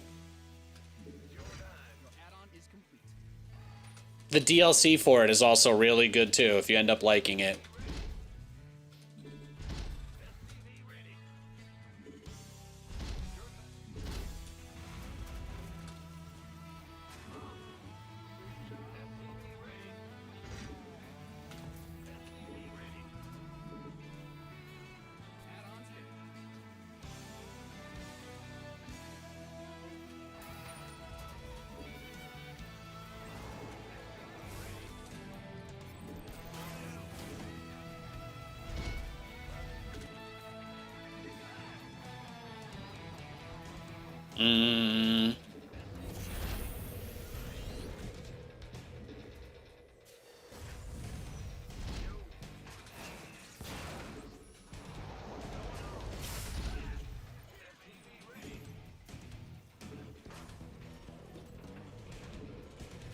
This guy is way higher MMR than us. So much so to the point where I feel like we just need to do our strongest attack that's kind of like agnostic to anything he would do, if that makes sense.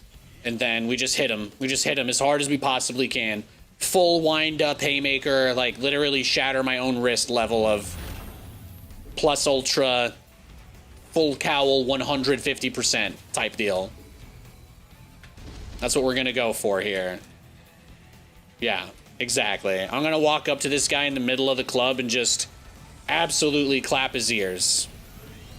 Then I'll get thrown out and arrested, but since it's a video game, none of that will happen, and I'll just get a screen that says, "Nice job, you win." There's the Roach Warren. Here we go, here we go. Damn, he had enough to just smite it. Well, I think that's game. GG. Yeah, he all-in'd us at like the perfect time. But you see, look at the MMR difference. We don't even lose anything. This guy is so much higher than us. No risk. I think it was worth a shot.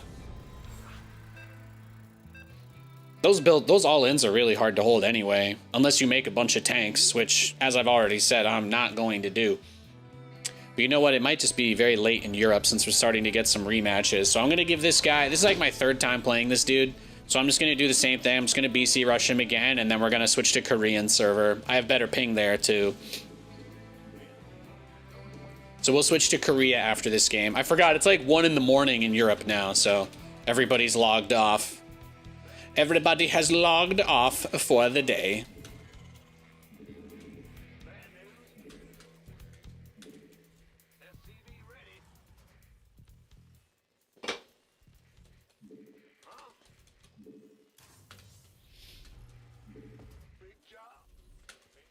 This guy got back from the graveyard shift to play some SC2.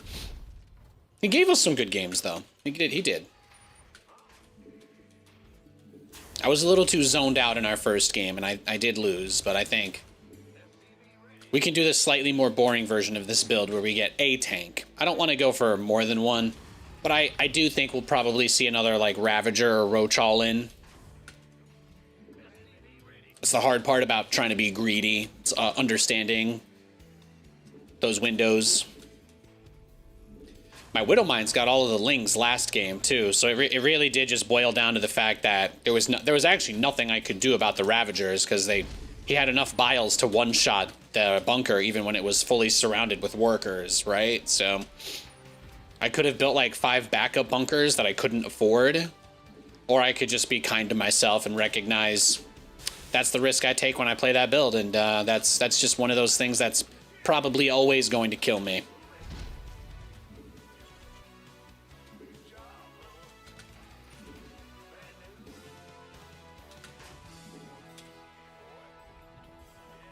Late pool. Gas reasonably on time.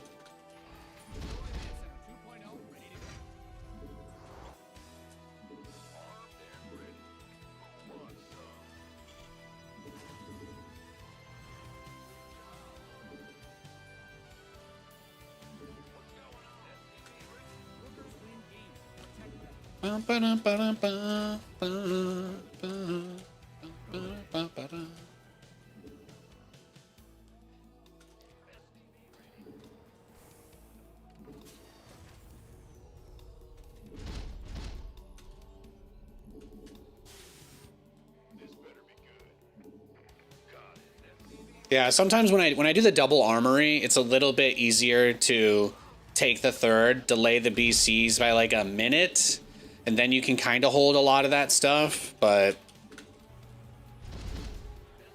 especially since I'm starting to get a couple rematches, I'm not worrying about it as much.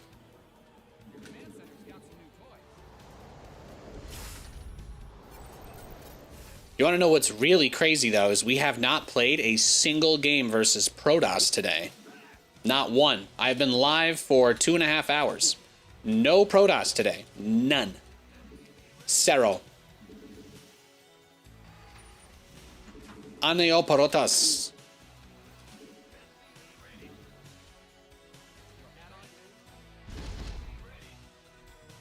So what we'll do, I call this the halfie. But we can still go for one armory. We just don't go for two. Cutting out one of the armories lets us build a siege tank or two, so that when he inevitably tries to base trade us as the counter to this, we can get him. This is only weak when they go straight for Aspire, because siege tanks are not good against Mutalisks or Corruptors. But this is just literally like the cheapest insurance policy I can get for my battle cruisers. That's all. What do you have? See, Lair's just on the way. We're fine. No rush. No rush.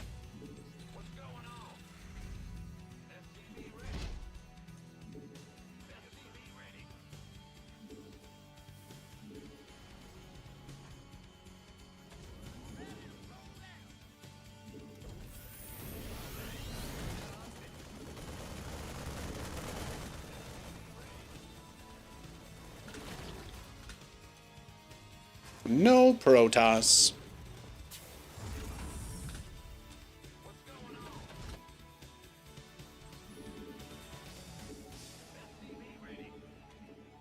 But you see, the concept here is I'm in a much stronger position to deal with anything pushing me on the other side of it, more or less.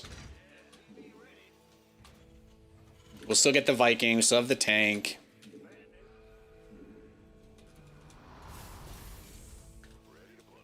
We're just waiting on the minerals. We already have the gas, so. It's a shame because Protoss is a lot of fun. Honestly, playing TVP is pretty boring these days, so I don't even mind. I think TVP has kind of been in a mess spot for a while. Most people who watch StarCraft can't handle hearing somebody have a negative opinion on balance, so I kind of just keep my mouth shut on stuff like that. But TVP sucks. It needs a lot of work. It's like Terran versus Zerg. You know, people are so used to the way that it is, they can't imagine it ever being different, and because of that, nobody has any ideas or believes that it can be fixed. There's a lot of that in StarCraft.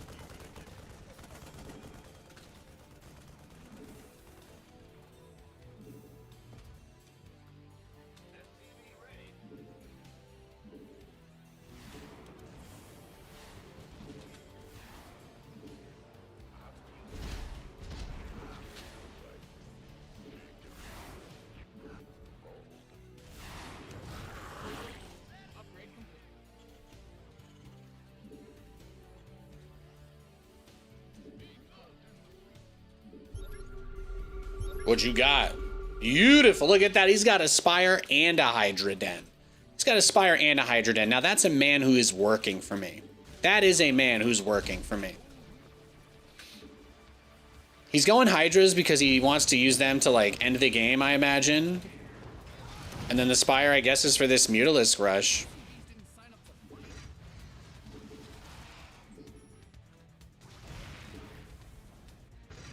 Yeah, that's fine.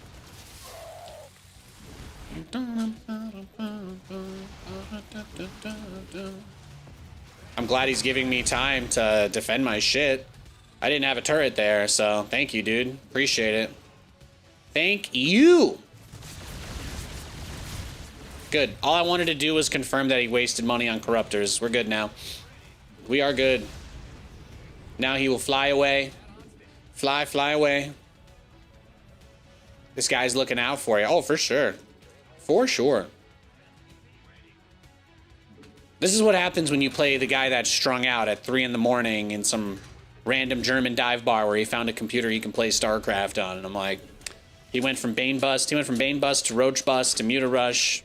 Now he's back to Muta Rush. Yeah, it's round 3. It's round 3. Exactly. Plus, he might even know that it's our last game together, so he wants to make this one to remember. I don't even blame him.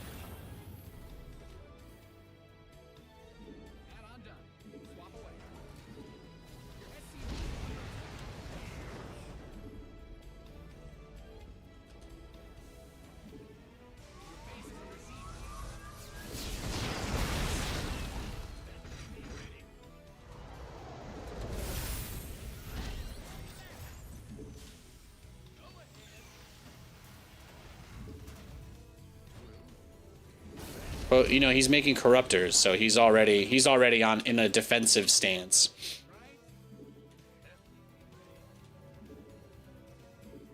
He'll probably try to just go up to his hive, and what we'll do is use our mines, use our BCs, and we'll see if we can finagle something here. But it feels personal for him now, so I don't know if he's gonna throw this one away. He seems pretty locked in.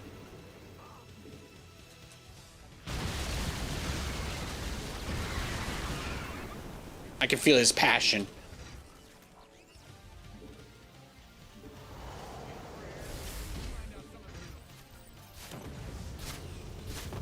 There we go. Look at that. He's got it all. He's got it all out here.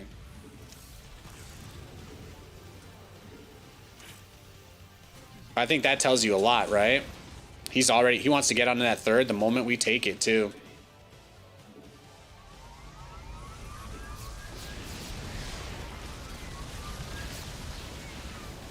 Yeah, actually, give me your Hydras. My battlecruiser's at +2 attack, so I don't know if he realized that.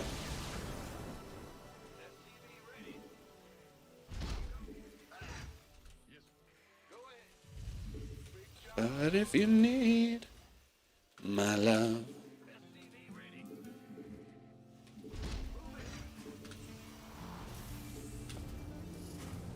Where were you when Zerg was killed?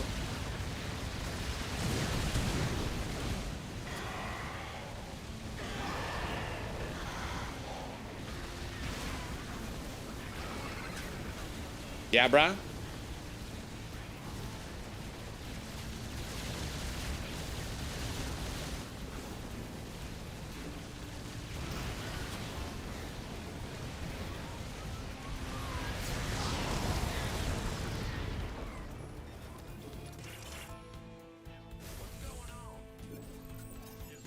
All right. I hope that was everything you wanted and more. He is a forward young man.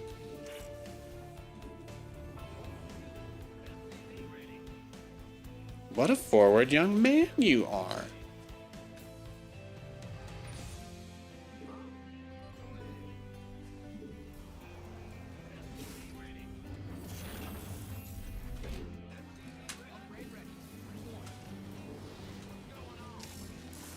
But you can kind of tell, right? There's nothing that pokes forward. There's no changelings. There's nothing like that. He's locked in. He's focused.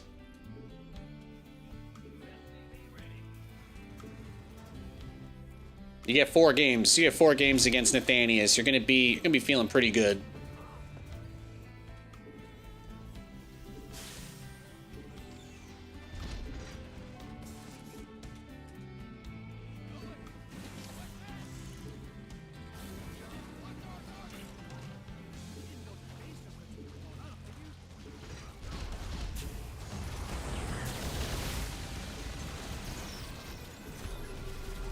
Bro.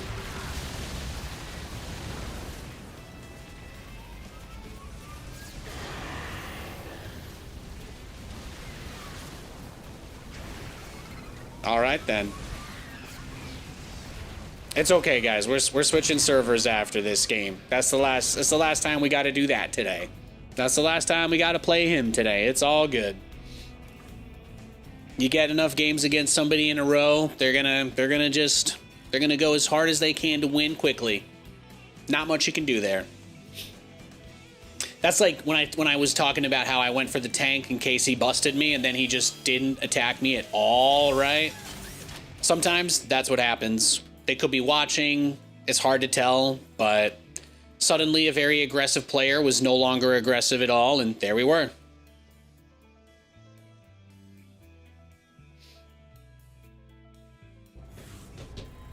We're gonna play Korea server now.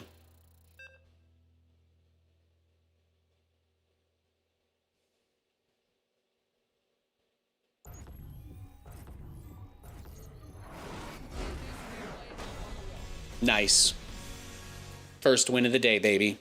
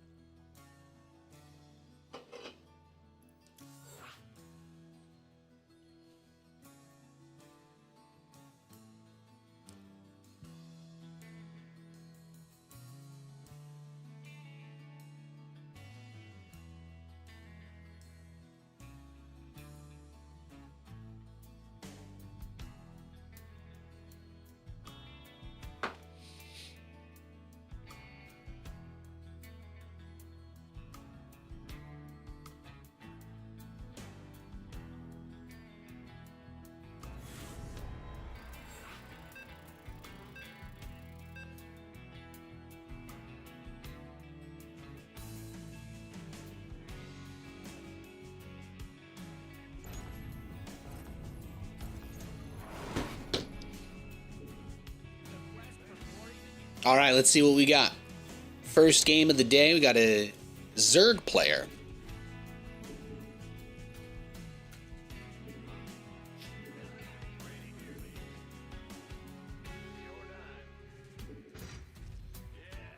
Now, the nice thing about playing on Korea is I get much better latency. Much better latency than on Europe.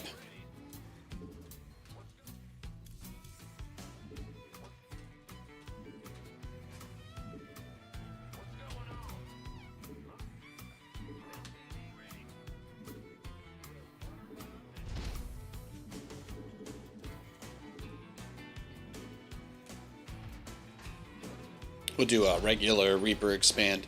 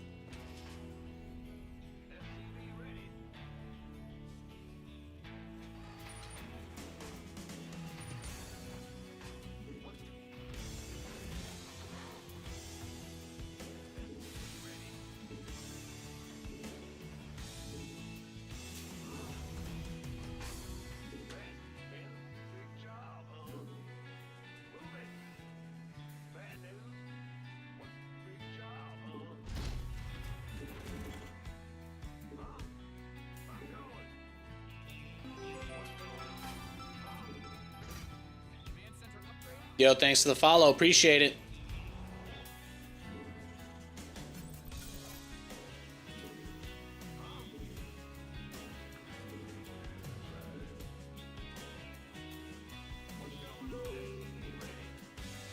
Thank you, thank you.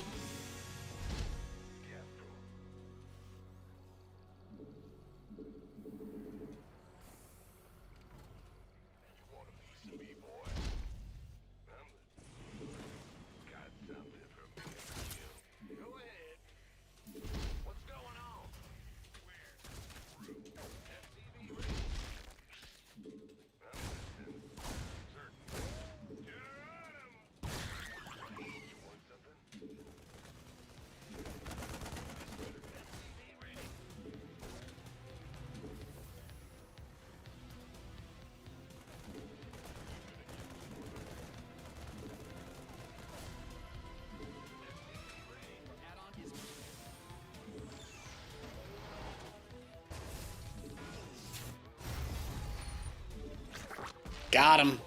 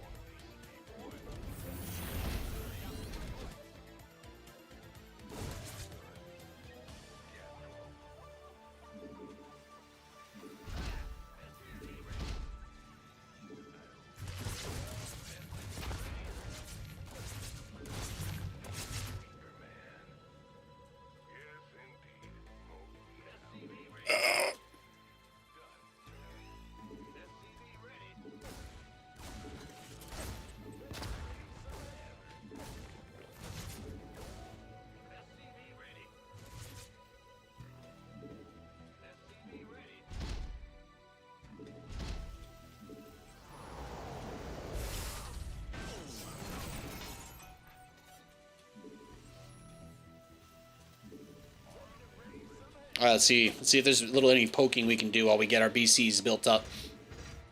Back at home. It's been a few games since I've been Baneling busted, so I'm still kind of just recovering. Got a little whiplash.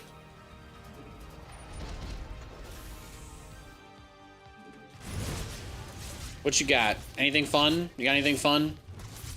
You have any games? Any games on your phone?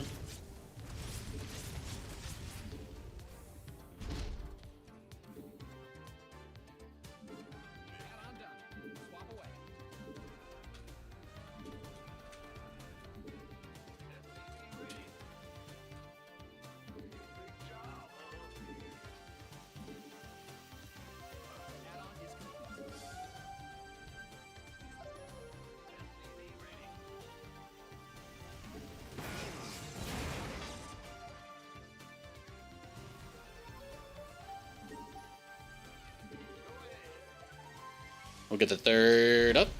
Nice, nice.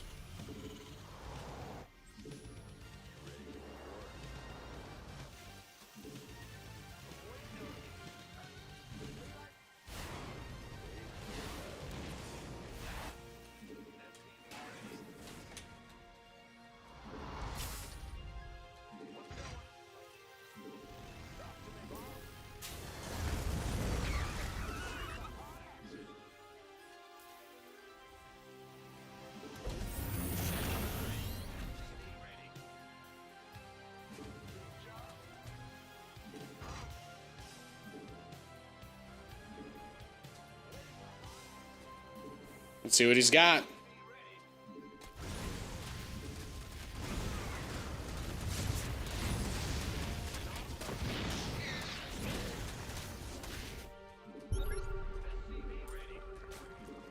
All right, we ball. There it is.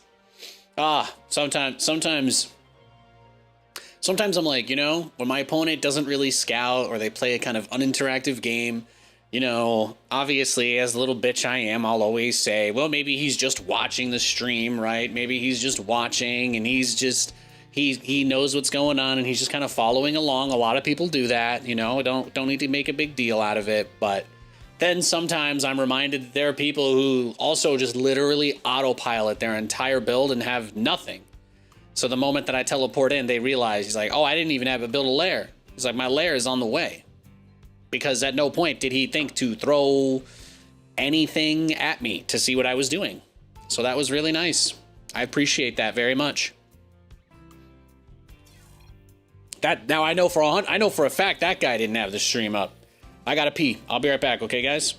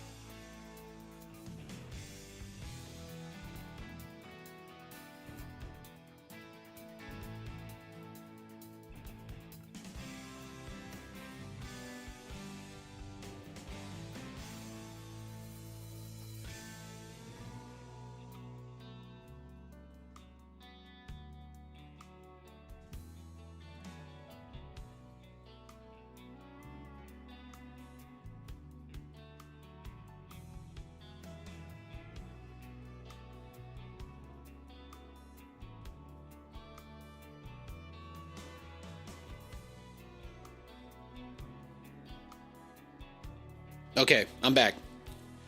I know that might have felt like I was gone for a crazy long amount of time, and maybe I was, but I just want to say that I hope the little highlight thing I set up made it at least somewhat more palatable. Is that fair for me to say? I'm trying here, guys. I'm trying. All right, I got to be able to go hit the glass nidus every once in a while. You know what I mean?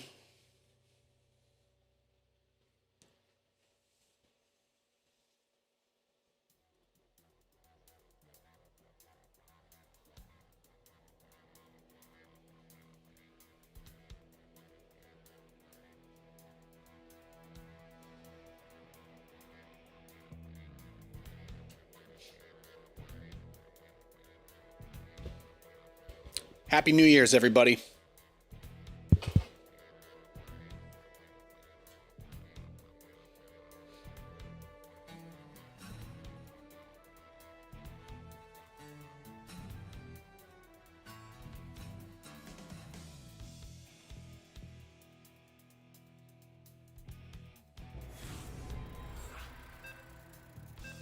All right, we got a game.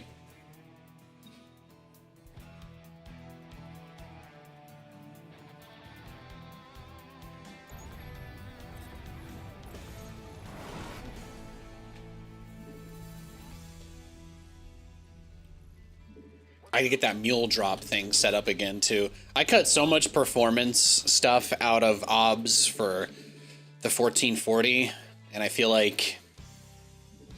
I mean, it was fun to experiment with that. I did that for me, but don't really know that we ever really took advantage of that in any meaningful kind of way. So, here we are.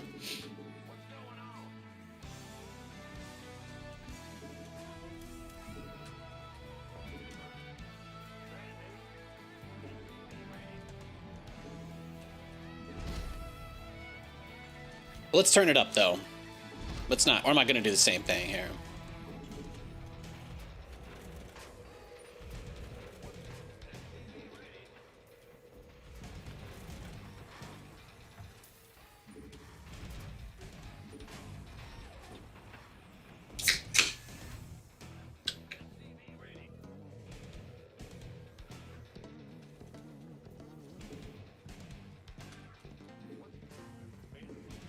The only thing we didn't do this holiday season that's kind of important that we still are gonna do.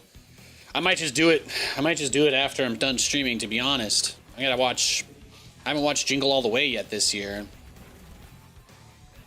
Oh well, I guess it's a new year now, huh? Damn. I didn't watch Jingle All the Way last year. Shame. I really dropped the ball.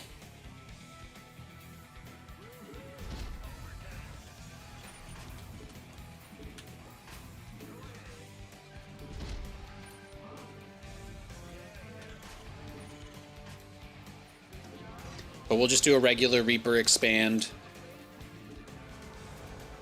I'm gonna go one Marine behind the Reaper, as one does. As one does.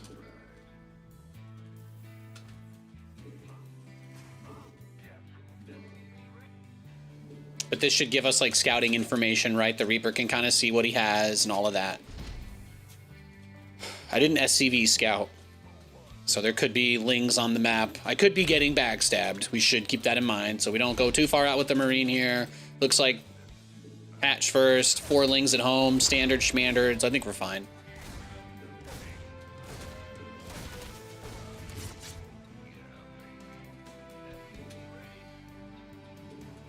When all I need are those hands across the room.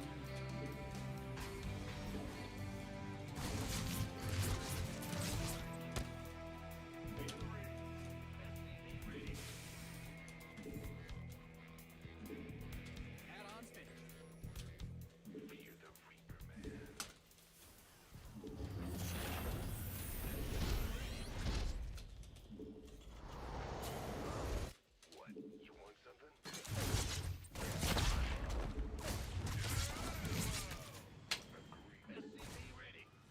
Command Center 2.0 ready to go.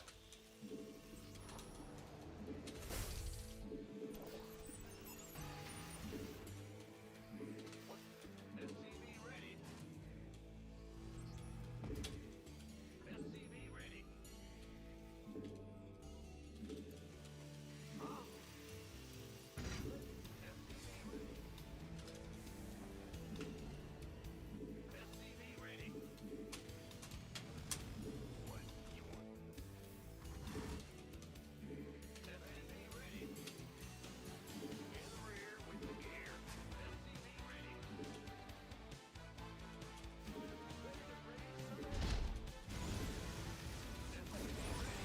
Ooh, okay.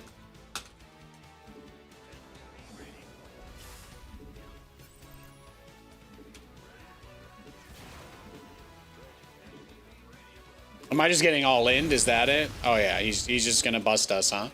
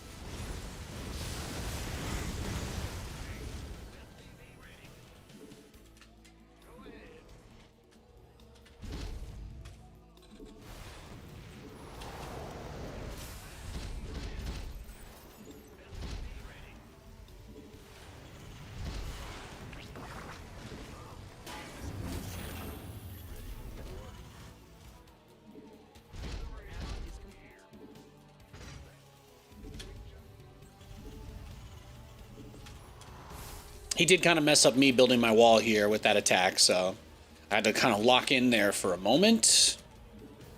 Definitely did not hit my macro while I was being while I was being hit with those roaches, so.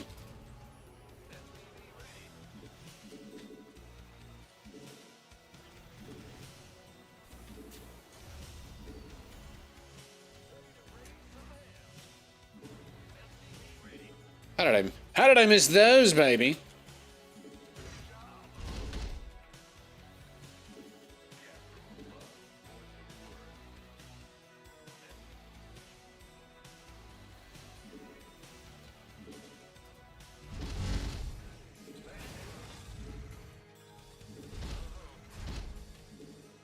Oi!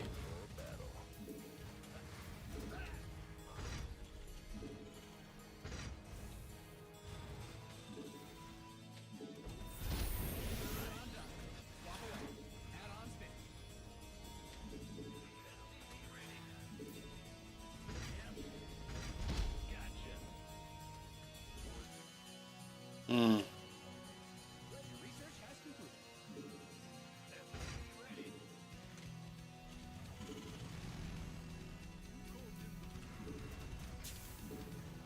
He already knows about the BC, so.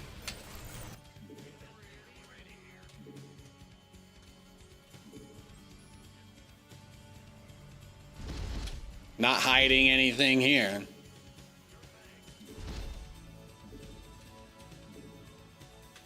Best thing you can do is just buy time. Delay the creep here is not bad either. You just want to get to your final form and hope that he underestimates you. I mean, my strategy is so good because what it really does is it turns the game on its head. People who know me know that being aggressive is the answer, but there are a lot of Zerg players who genuinely don't realize that there are strategies if you just let the Terran sit there and do whatever he wants. Like, it can be equally bad for you in the same way that people are like, don't just let Zerg do whatever they want.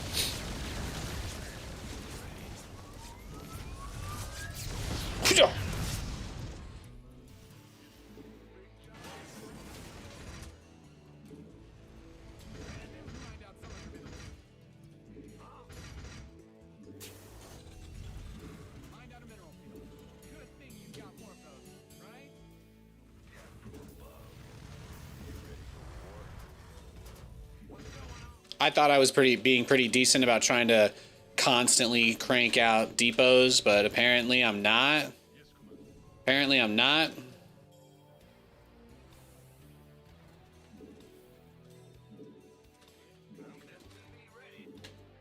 Did you respread it? No.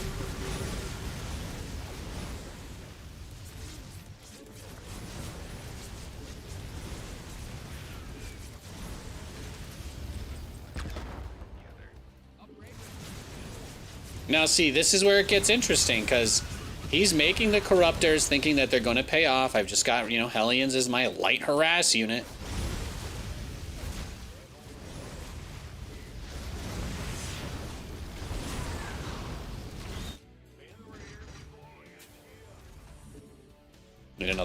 expansion, though. I'm not afraid to fight roaches with Hellions either, alright? Well, my bloodline's seen some shit. Uh-oh.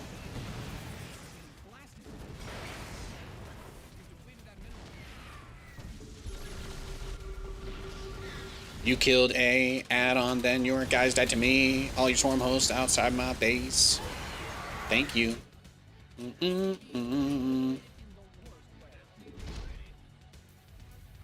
Is that what the kids call it these days? No! Alright, when he's done, I'll lift the factory. What I should do is just pop the tech lab now so I can't accidentally make another one, right?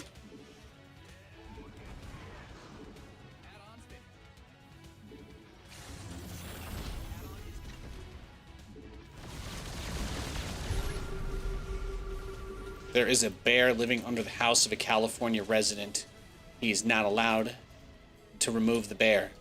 I mean, if you let a bear get into your basement at all, I mean, I feel like you already fucked up enough. Like, it's over. At that point, if you stay in the game, that's on you, right? Like,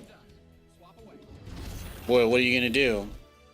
Is he gonna make another round of swarm hosts? Please, God. Please, God, tell me this man is about to build more swarm hosts after what just happened. Please.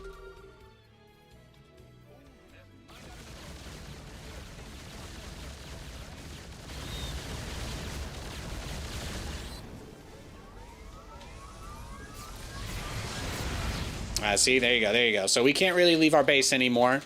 That's what he's telling us with that. So we just have to max out, get our Giga Chat army, push, and win. But if he's gone up to infestors this quickly, then we're just gonna sadly be in that situation where we don't have too much we can really do.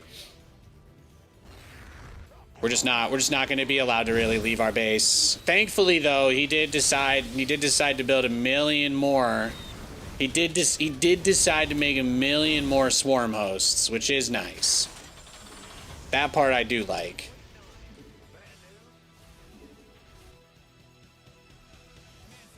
That part I really like.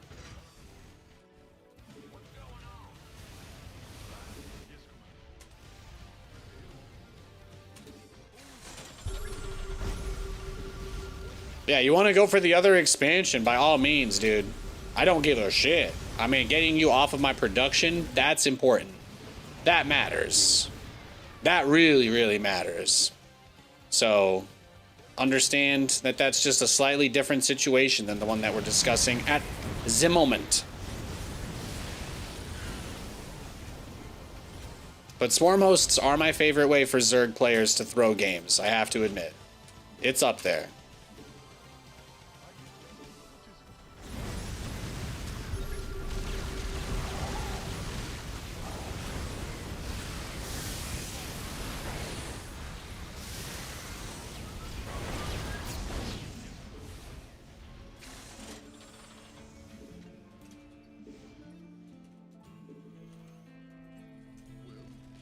I'm afraid of tonight.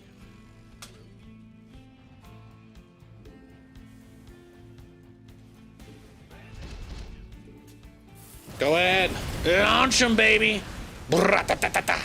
Bra-ta-ta-ta-ta-ta-ta-ta.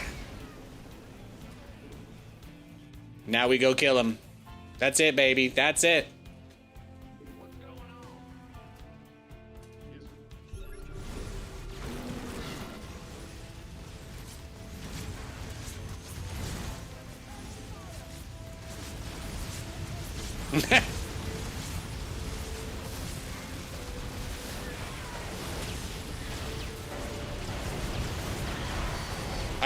I see what's happening here. He's still hoping he can neural parasite me. That's all. He's still hoping for a neural parasite here on my Thors. That's all. Yeah, good boy.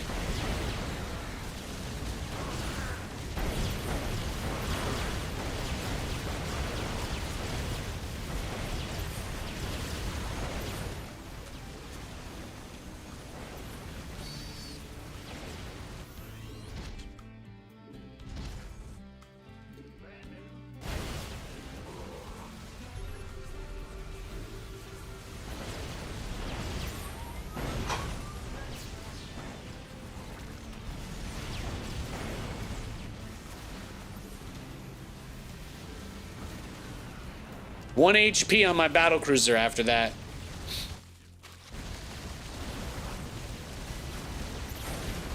Crazy.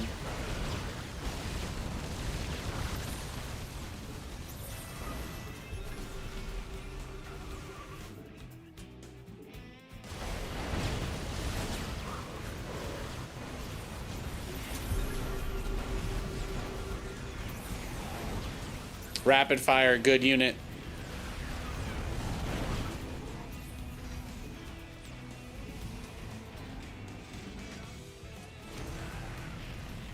Oh, that one was free. Sorry.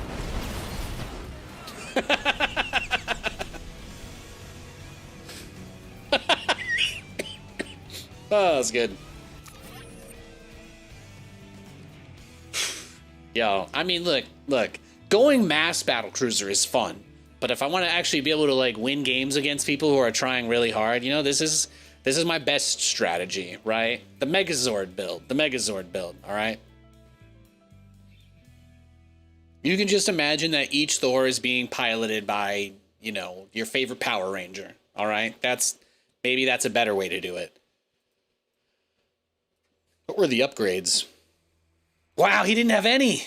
He had +1 melee and +1 air armor, but like, that's crazy. That's crazy. The man had roaches with no upgrades. Those roaches were 0/0, guys. So my Thors were 2-shotting them. That's not even supposed to be possible. It's not even supposed to be possible. Thors only 2-shot roaches when they get to like +2 or +3, and the roaches are unupgraded. So it's really, really fascinating. All right, and resources lost about double, 22,000 to 11,000. So there you go.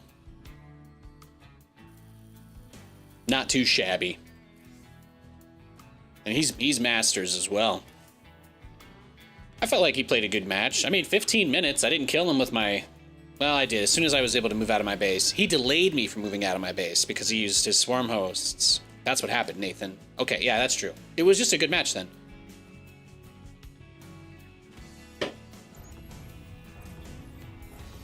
And now this game, I should probably go double BC. Because I don't want to deal with him swarm host rushing me. And like double battlecruiser is actually like the hardest possible counter to swarm hosts. So let's make him go Spire as his opener.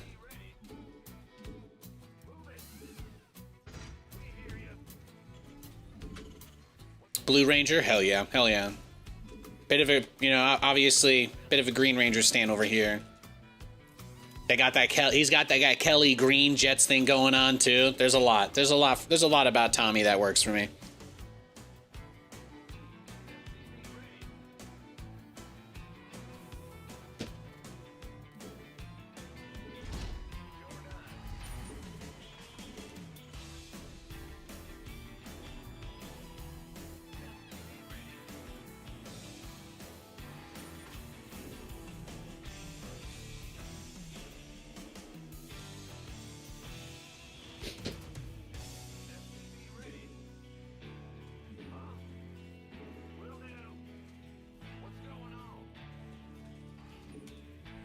It's just so, I mean, look, the Dragon Zord and like the blade that's also a flute. It's too badass.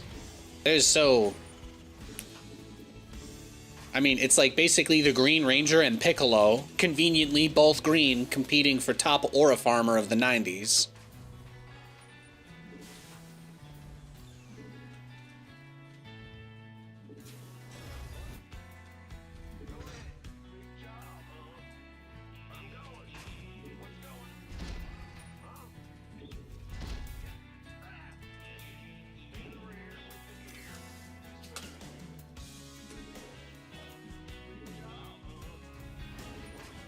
Left a nice little tattoo on his hatchery over there.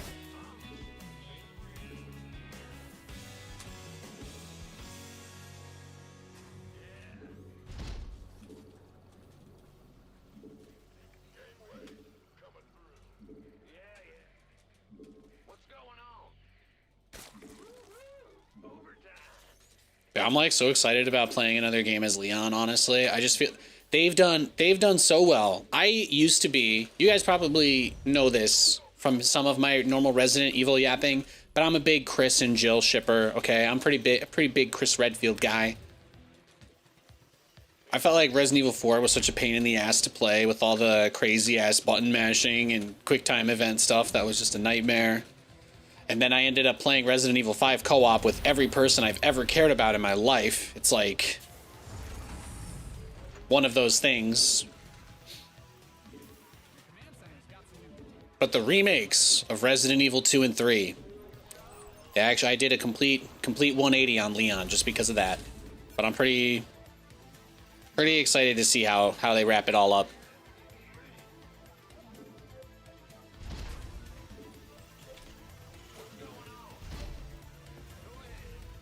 Plus the voice actor does such a good job. Nick Apostolides or something like that. His name sounds like one of those restaurants I go back home. That's a joke because everybody I went to high school with had a name like that.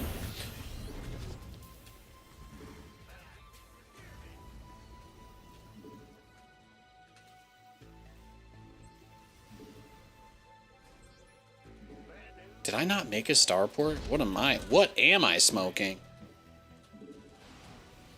Is 5 the one with Wesker and the volcano? Yes, 5 is the one where you punch a boulder that is easily 5 tons into an active volcano while fighting. Yes.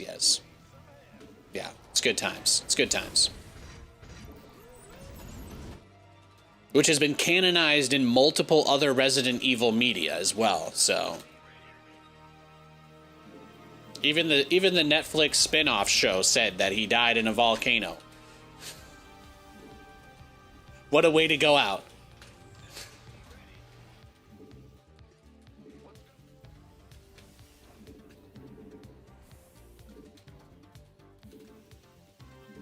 You guys ever sink into an active volcano before? No? Yeah, it's probably like one of those billionaire things you gotta pay a lot to do. They don't just let anybody walk up there, huh? JoJo's Bizarre Adventure made it seem so much more casual.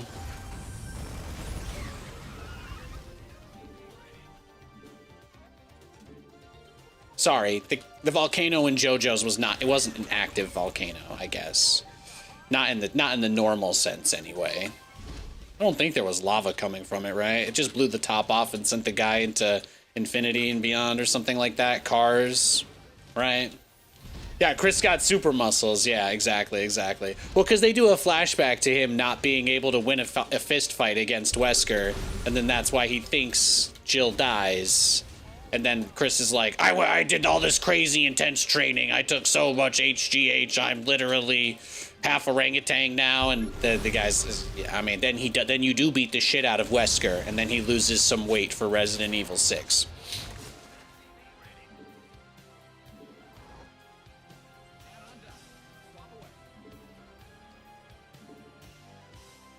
I never played Code Veronica because I never had a platform I could play it on, and since I've tried to play it, it really hasn't aged well. It's a pretty poorly made game, frankly, but it has some important story bits in it. But he just, there's like a couple different times where Chris catches hands from him, I guess, before he reaches that point. Anyway, but yeah, bro was hulked out. You would think anywhere that Chris Redfield was going for a few years, they had one of those, like, Dwayne Johnson instant collapsible gyms, you know? He just had, no matter where he was, he just had it.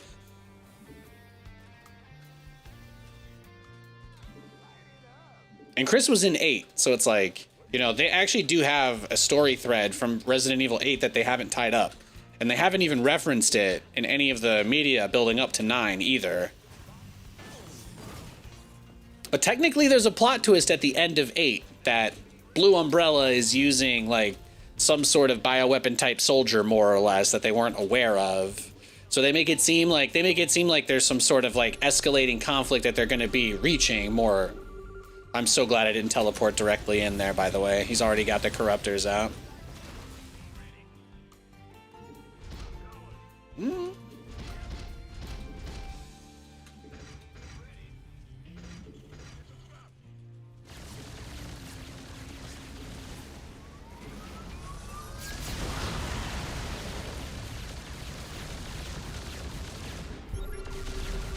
Take what you can get.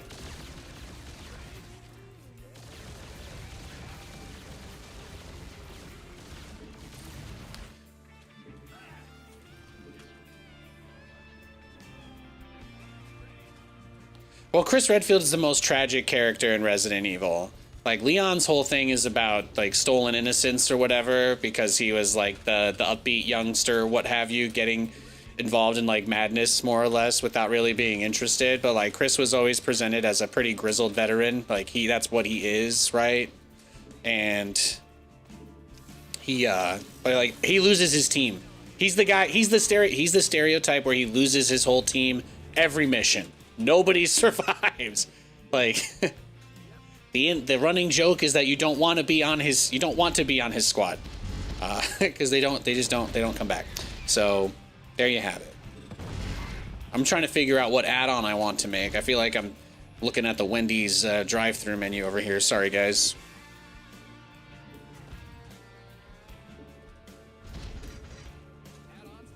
All right, let's send the battle cruisers out once more. You guys see what I mean? I'm not making walls as siege tanks and sitting behind them. I'm out here trying to craft you some fine artisanal Terran gameplay. All right, just think it's like those people who milk the slugs or whatever in that random French Riviera town and sell it as silk, okay? Because it's some fancy shit. That's what I'm out here trying to do. Okay? Just trying to get more truffles out of the ground for everybody else.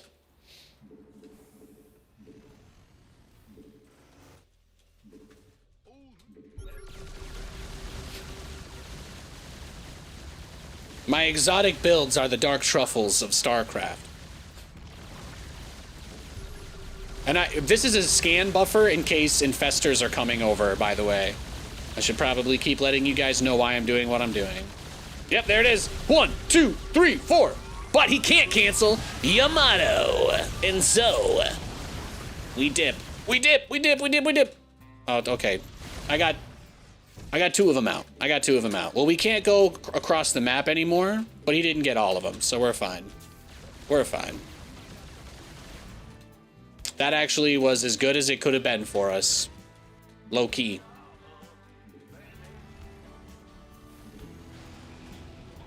So he has the infestors. I misjudged a little bit if I would be able to get out there.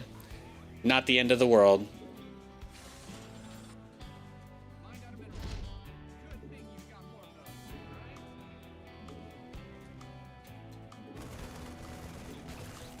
He's very, very focused on his, I mean, I did still get a bunch of the infestors, and I didn't lose all my BCs, but I will say, I'm selfish enough to admit that I absolutely wanted to get away with all of them. I can admit that. I was hoping to get away with it.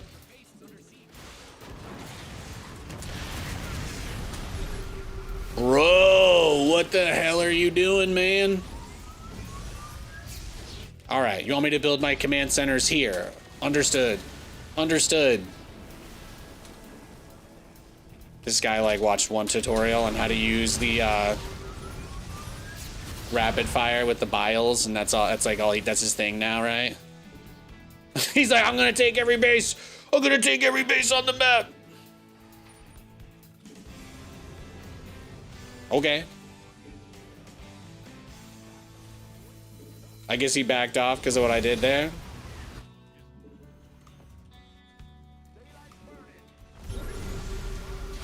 Oh, it's just because his infestors are behind and he wants to get them with the rest of his army. That's fine. Just keep backing it up.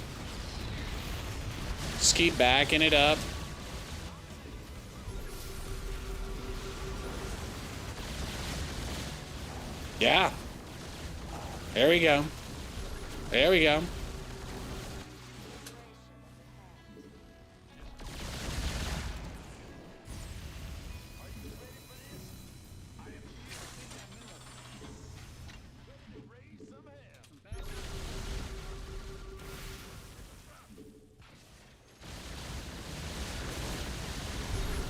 See? It's not bad at all.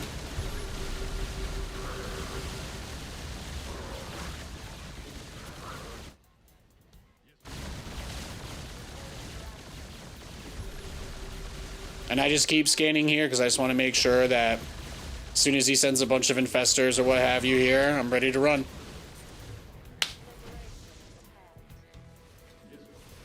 Boom, boom.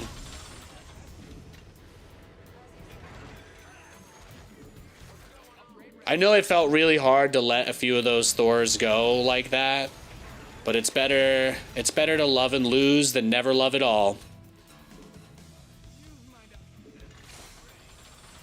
I feel like I'm playing against like one of the most tryhards I've hit in a while, and I love it.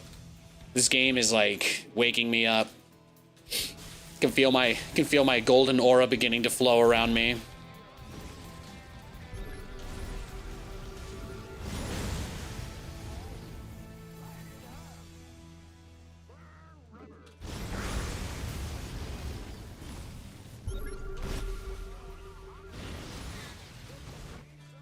Find out a mineral field. Good thing you've got more of those. Command center 2.0. I think we're just about ready to do it too. Yeah, let's ball. You got a freight train headed towards you, brother.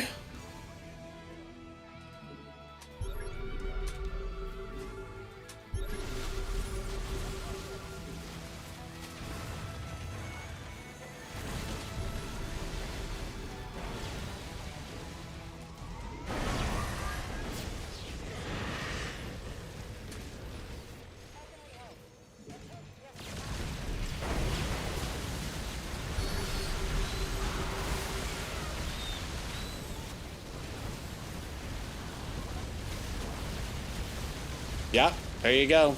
Everything's dead.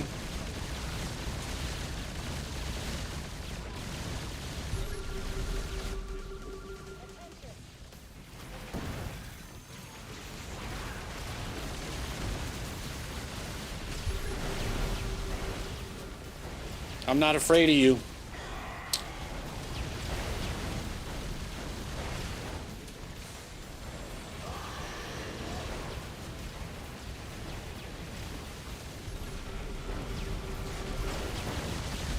Get her done.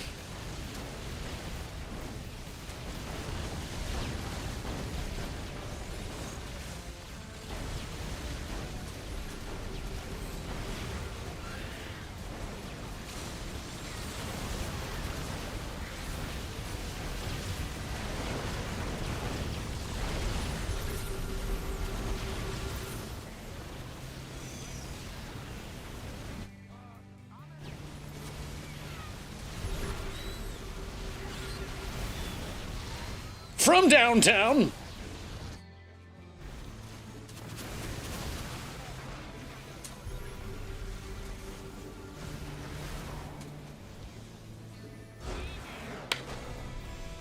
Got him. No GG? Think you forgot something, sir.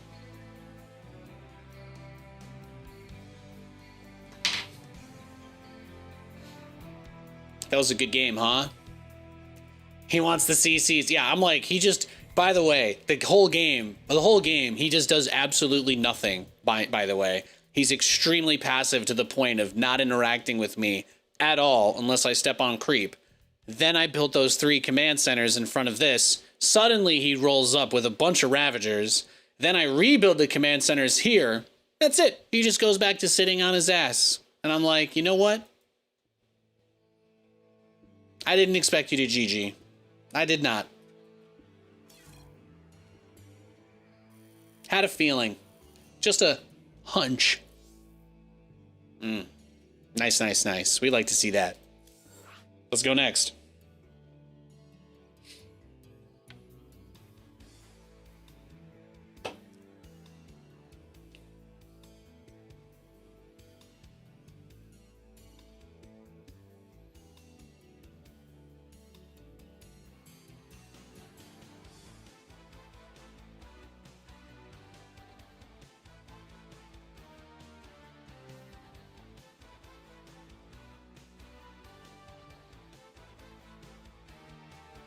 I'm not texting my wife while I search for a game. You're doing that.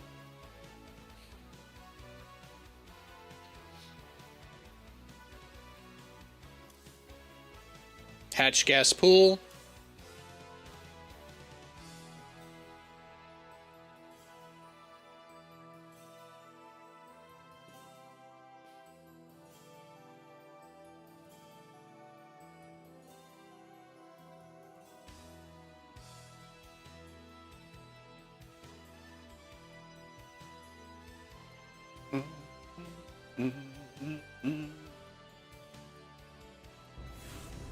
All right, we got a game.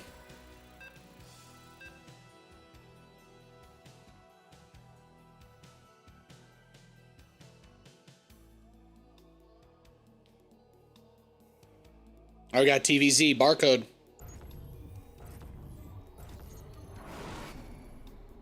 It's time to kick things off.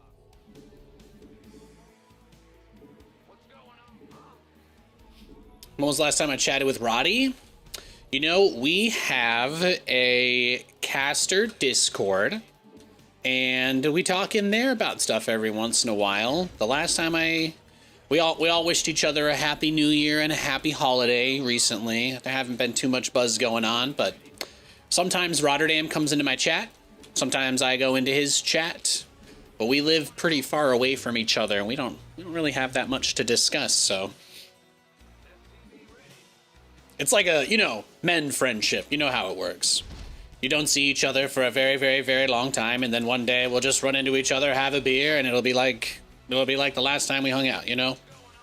But the last time I saw him in person would have been the last offline StarCraft event I did, which was EPT Winter Finals in 2021. That was the last time I saw those guys. We had a good time. That was in Stockholm. You have the Year of the Snake 2010 Korea BlizzCon portrait. Nice. I got it from the OSL qualifier.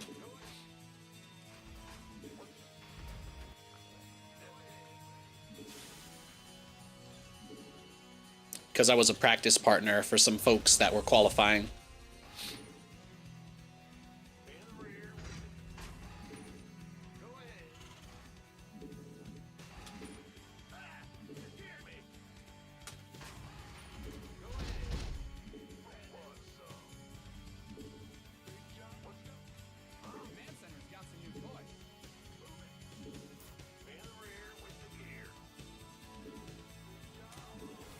Stockholm had to be sweet. Yeah, Sweden's one of my favorite places. Stockholm is probably the place I have spent the most time at while traveling. Just because I did so many seasons of Fragbite Masters over there.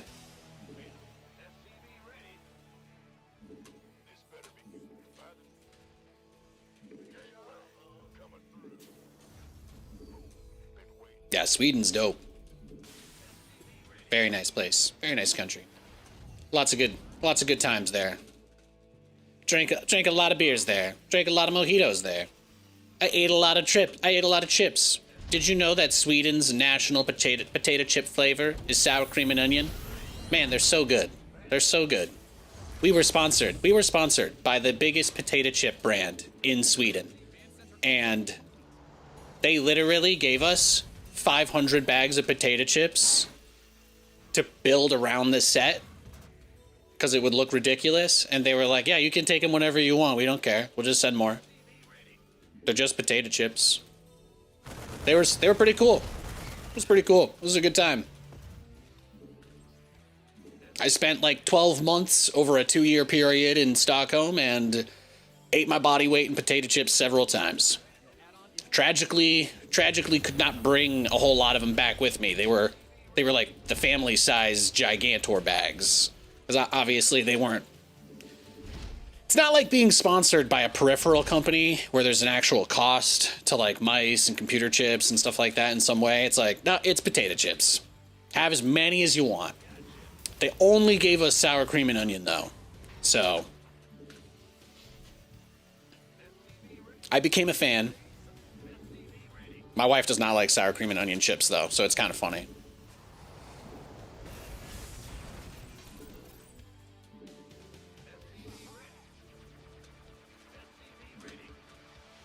You wish it was easy to trust someone's opinion?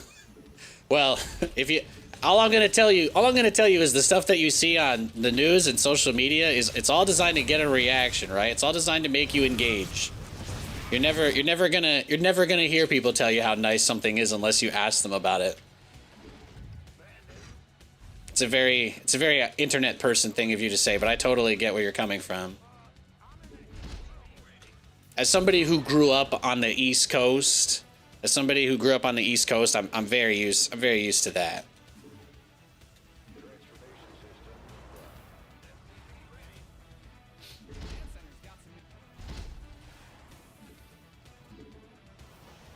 I'm like, man, I walk around.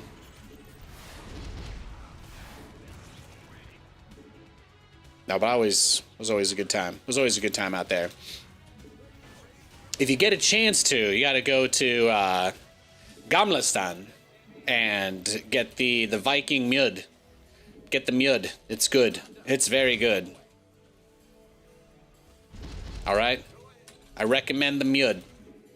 Go to Gamlastan, see the old alleyways. It's beautiful. They actually got a Viking ship in the bay by like the castle. You can just see it. It's pretty badass.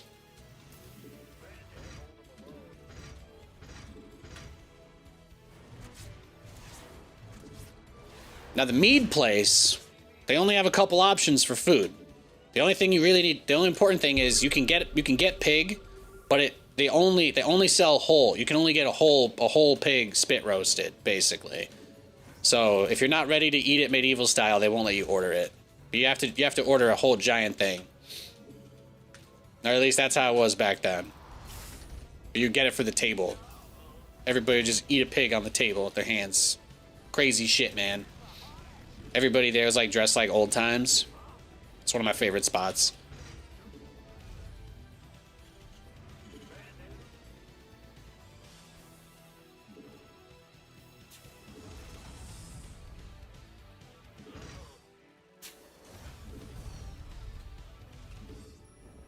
There's Das Muta.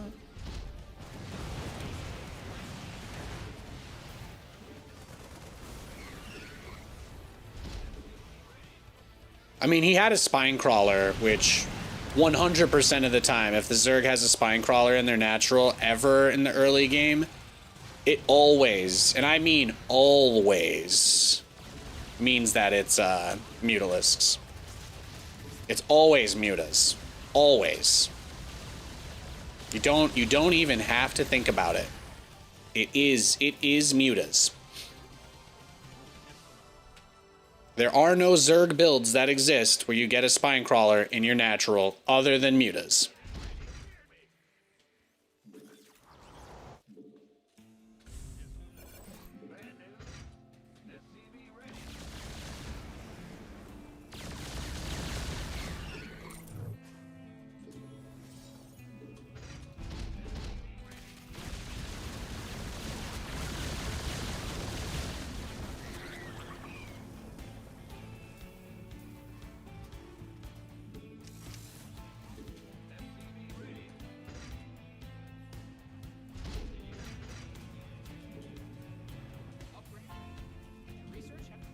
Two, 1-1 is done for the battle cruisers.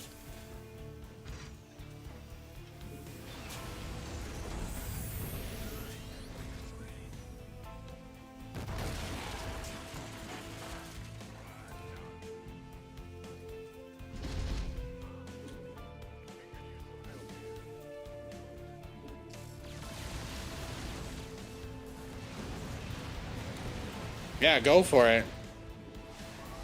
You're almost there. You're almost at the center of the Tootsie Pop. Woo!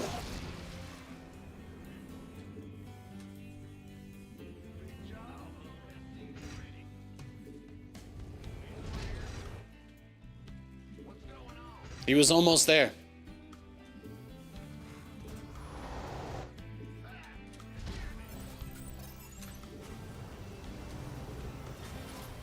Yeah, anyway, that was... There you go. That was good times. The final season we were sponsored by McDonald's for the Olympic season, so that was pretty dope. That was pretty cool.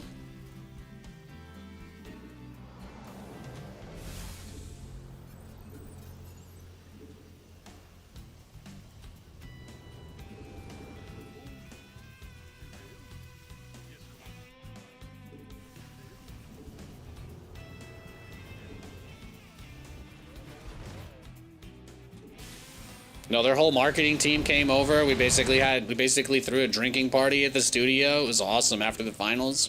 We had a great time. And then they canceled the show. They canceled the show because they didn't know what Counter-Strike was. The person apparently had only been shown the StarCraft stuff, and then they're like, "This game's very violent. We can't sponsor this." And then that was it.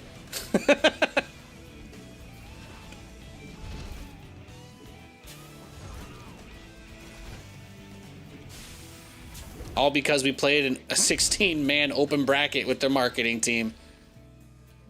Good stuff.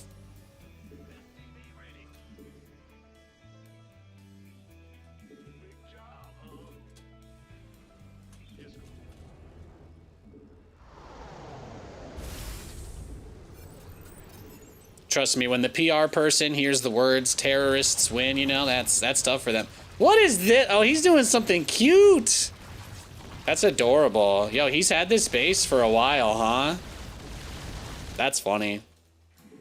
I'm just glad he's having a good time. Does he have the other one? No, okay, I get it. That's the joke, right? Is that he stole my base, right? Some sort of like demoralizing type strategy he's trying to do. I get it. I get it. Do what you gotta do, man. You're making this game more interesting for my viewers, so I'm not gonna complain. Let's see if we can get a Final Flash Big Bang Kamehameha number of BCs. We know that he's prioritizing doing weird stuff and kind of memeing us more than winning, so he's probably going to continue to do that, right? I think he wants a Nidus more than anything, but I'm not going to give him that. He can come drop $50 dono and tell me to let the changelings in, and then I will, but otherwise not. But the whole game is now just him protecting that one base, but he doesn't realize I don't give a shit. I don't need to mine that base. You know what I'm going to do, guys? Are you ready for it? Are you ready for the Nathanias special? I'm going to max out on nothing but pure BCs, and then I'm going to teleport directly inside of him, and whatever happens, happens. There you go. That's it. There's no longer anything he can do. There's no longer anything he can do.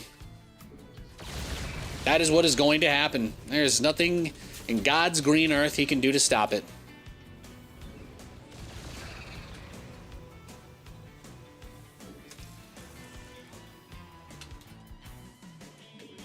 Prepare yourself.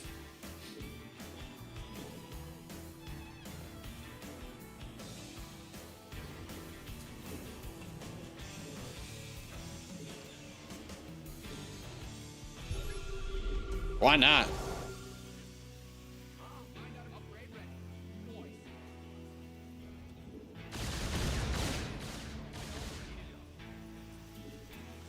Yeah, the 3-3 is almost done for the battle cruisers too, so we're there.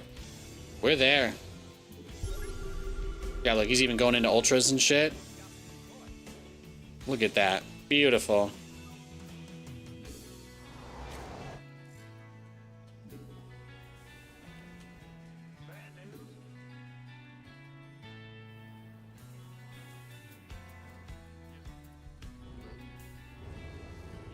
We're almost there. No! No, no, no, no! You're playing my game. Did you forget? Did you forget? You're playing my game now, boy. No, you sit on those corruptors. That's what you wanted to do. That was what you chose to do with your time on this earth. You chose to make a bunch of corruptors and then sit out on the map, hoping that I would just walk into you. You did. You did. You won't be able to move past it until you can accept what happened. Yes, Commander. But I believe in you. You'll get there. Find out a mineral field. Good thing you've got more of those, right? I could probably burn a few more of my SCVs, right? We'll get even more. We'll get even more BCs.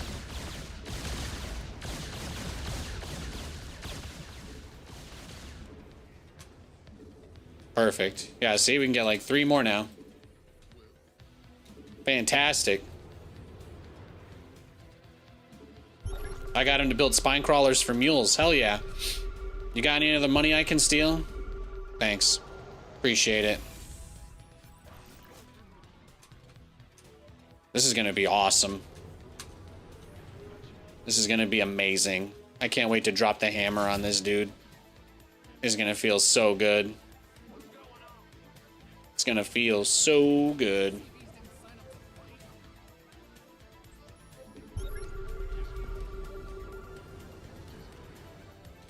So what we'll do is we'll move the army over here to draw his attention. We want to pull him all the way. And then we just TP directly onto the hive and delete all of his tech instantly. That's the plan. But he doesn't have a bunch of stuff here. So these spores will do literally nothing versus this number of battlecruisers.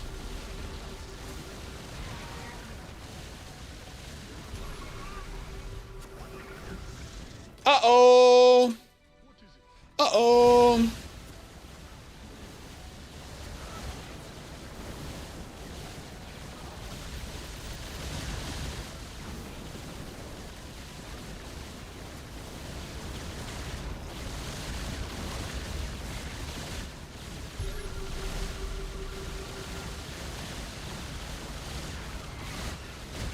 Well, he can't get his infestors through this gap. That's the problem.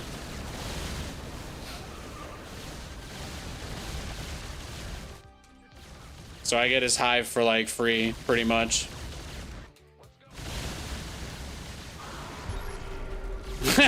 That's, yeah, his parasitic bomb. Come to me. The game is over. The game is over, buddy. Your shitty, unupgraded corruptors can eat my shorts.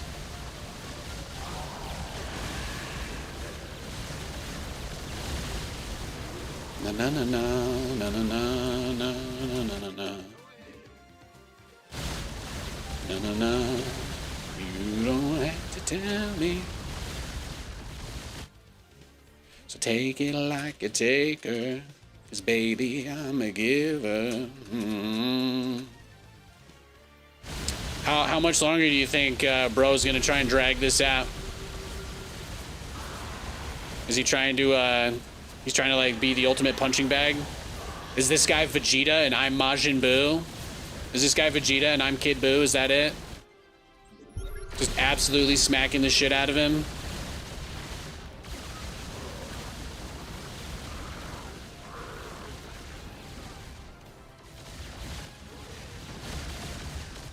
If only he had taken that corner base a little faster, huh? What could have been? What could have been?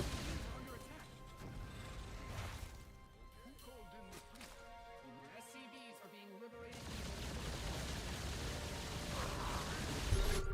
He's so supply blocked, he can't even do anything. All he's building right now is just overlords. That's it. That's all he's doing. He is dragging this game out to do nothing other but build overlords. That's how boned he is. Ah. Yeah, get it all over him. That's what he wants, right? That's what he came for.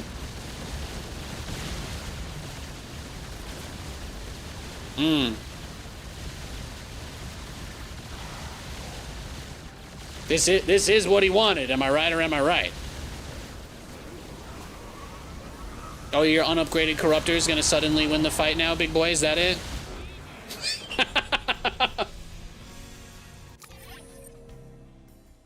That was therapeutic AF, man. That was incredible. I mean, barcode, ninja base, trying to flex on me, corruptor rushing. Look at that. I mean, he did all the things right, you know. He did every single thing that you would see on a late night Fox ad for Zerg players. He had his burrowed units everywhere. He had his overlords spread out. He did every single thing the Alpha Zerg playbook said to do. And yet here he is, under my boot. At least I clean him. I promise that. I do. All right, let's look at resources lost. Okay, well, that's pretty funny. I told you what was going to happen. I told you. This game didn't even make it to 20 minutes.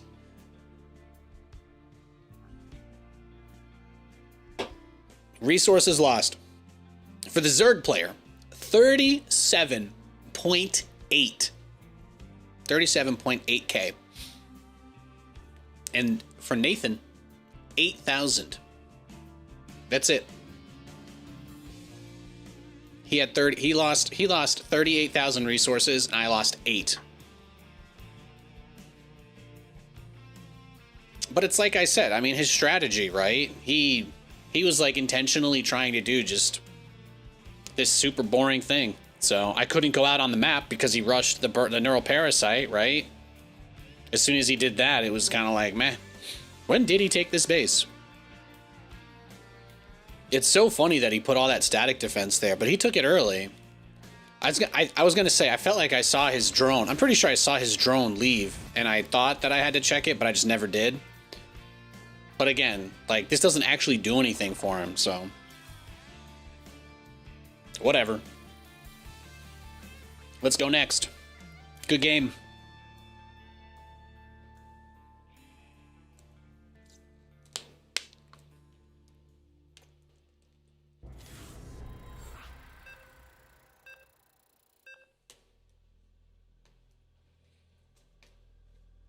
Wow, this is the first Protoss player we've hit the whole stream, by the way. I've been live for 3 hours and 49 minutes. This is the first Protoss I have run into.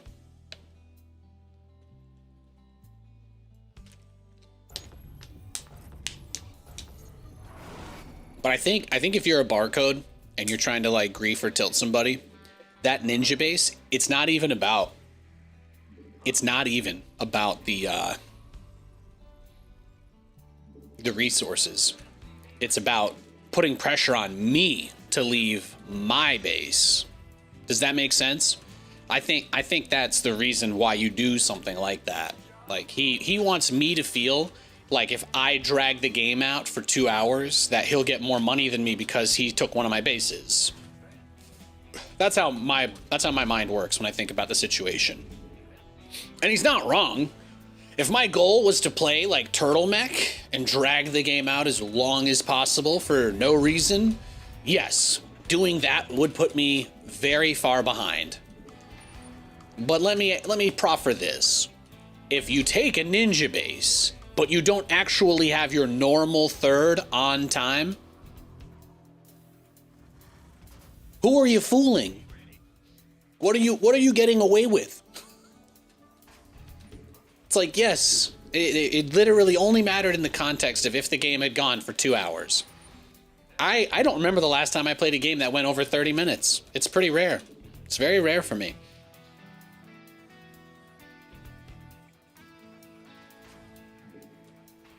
So here we are.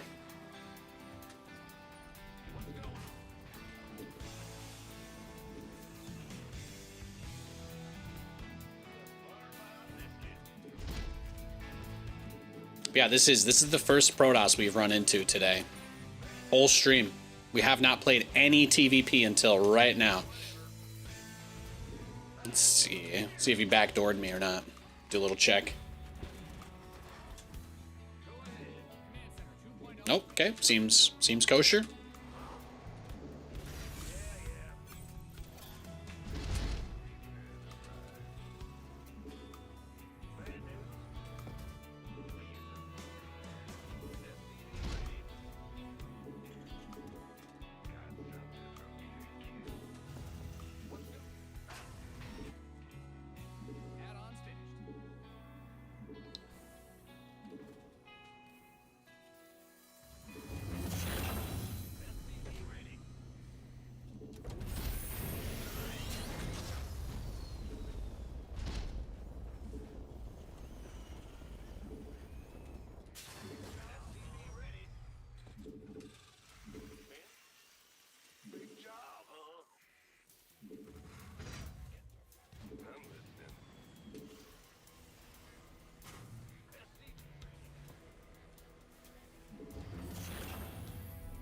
Add-on is complete.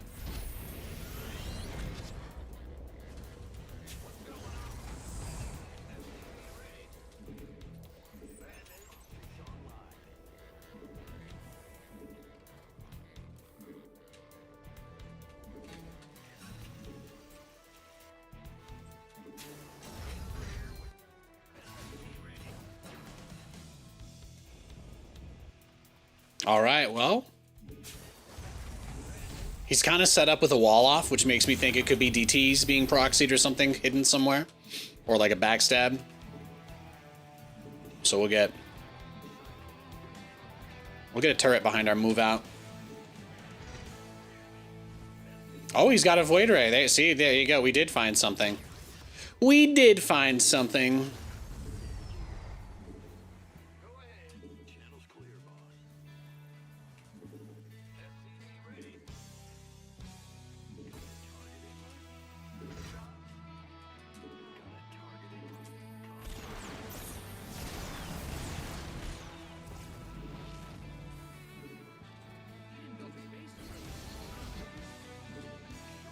Is your Stargate out here too, or no? Okay.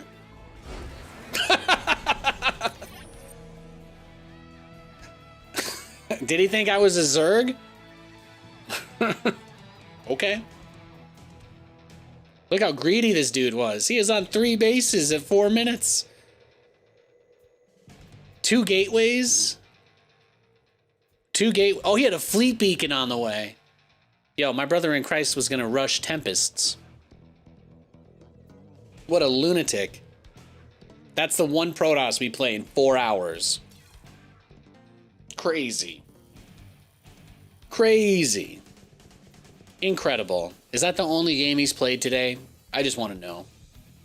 No, okay. Oh, he did play a co-op game. He did play a co-op game, and then he played a game of... He played a TVZ against that other Zerg I played against earlier. Incredible. All right, let's do another. Well, that was anticlimactic. You know, it's not his fault. Every other Protoss player just goes blink every game, so I don't really try, and I just cheese every game now. So I cheese every TVP nowadays. You can thank the people who go blink every game for that. It's not his fault though. There's a world where if I knew we were both going to do something like that, maybe we could. But also, he's trying to be unfathomably greedy. So I can't let him get away with that either.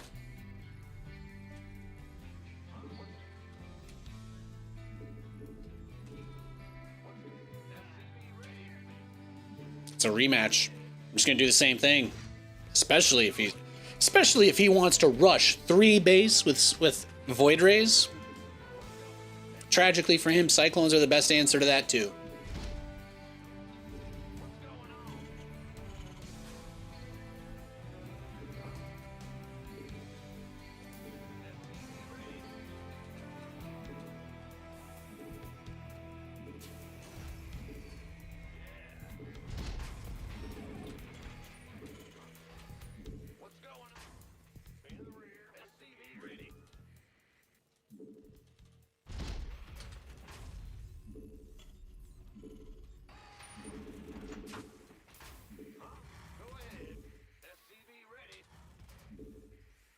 The nice thing is that on this map, I don't have to worry about my backdoor.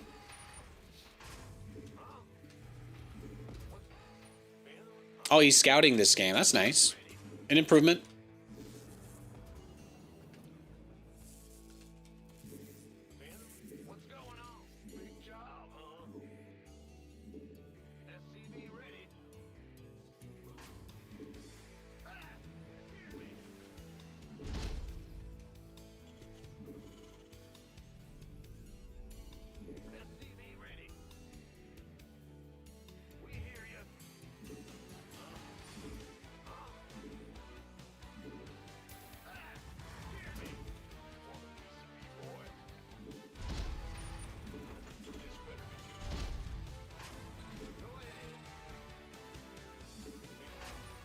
Oops.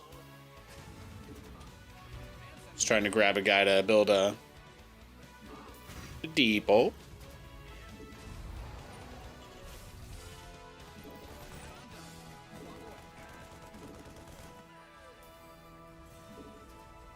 You know it, girl.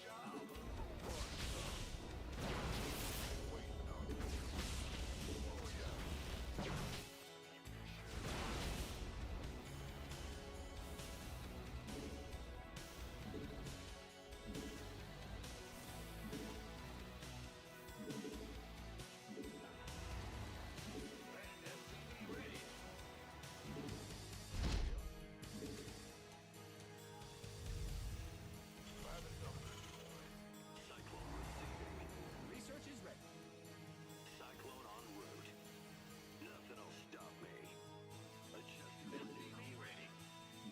All right, here we go.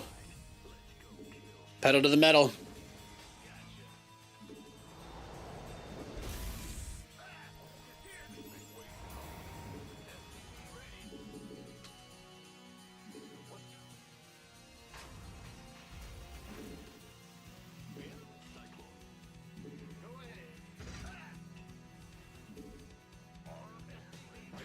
Prism. Good.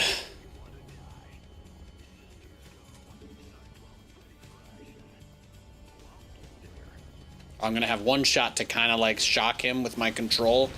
So there we go. Right, prism for free immediately. Very good, right? Very good.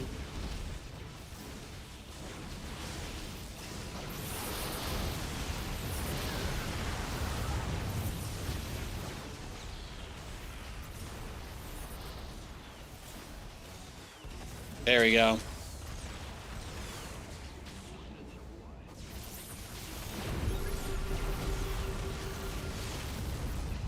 Nicely done. GG. Let's go next. Good game.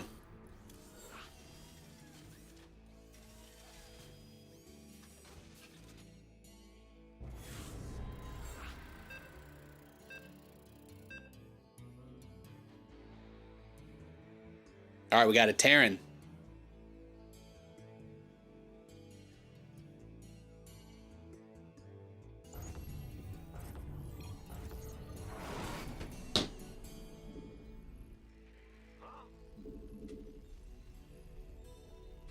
Little TVT.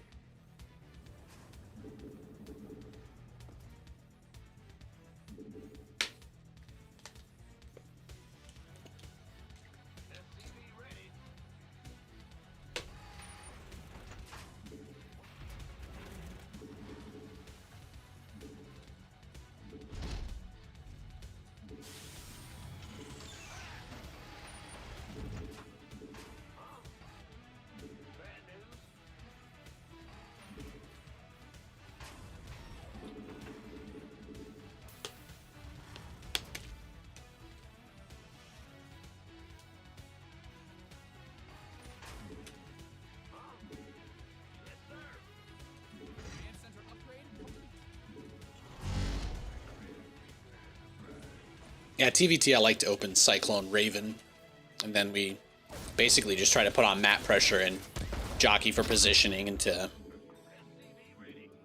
getting an early third base, containing our opponent as much as possible. And then usually from there we go into battle cruisers. Might be shocked to hear that.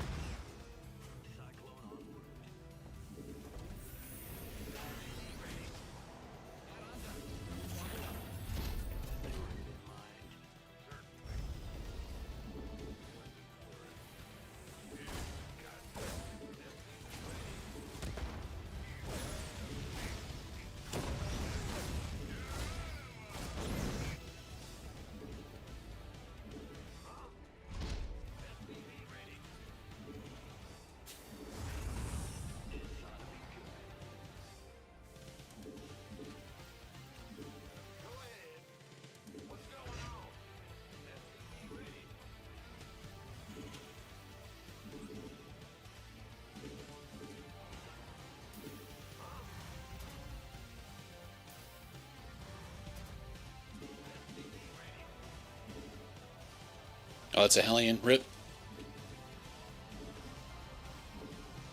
Oh, let's just go. Let's just go. I'm probably just running out of energy here, huh? It's been a good day. We had some pretty intense games. I think I just probably spent a little more energy than I realized.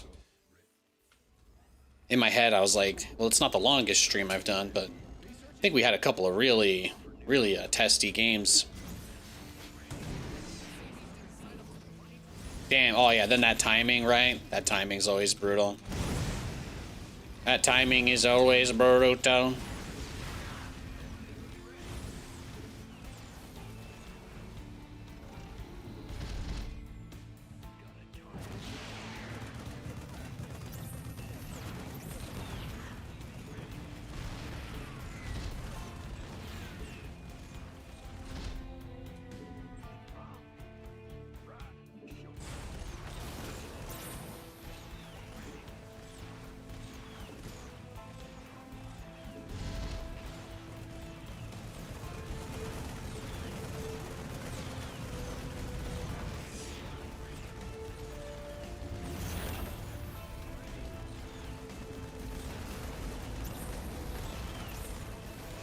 LOL.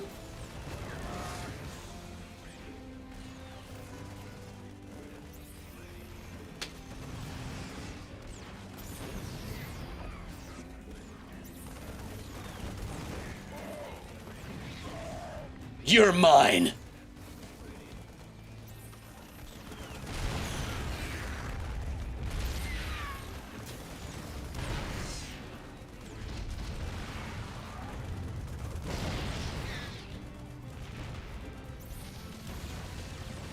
Oh, battle cruiser! Look at that. See? He a real freak.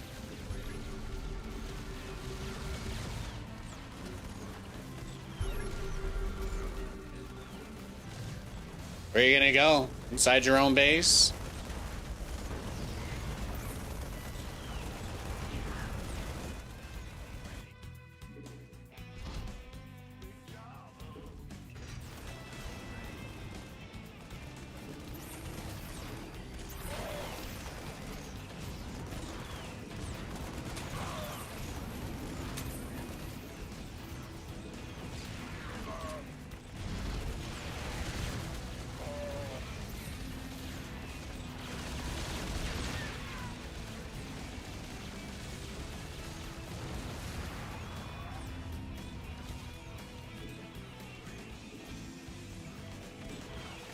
Okay.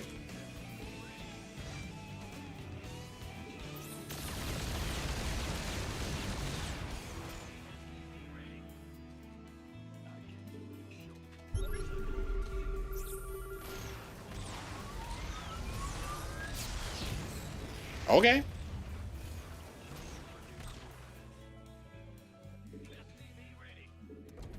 Damn. I tried, guys. I tried.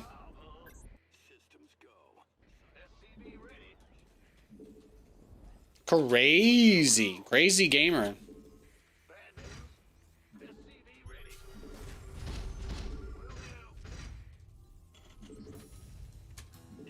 Oh, hush, Sugar Plum. You know what's going on.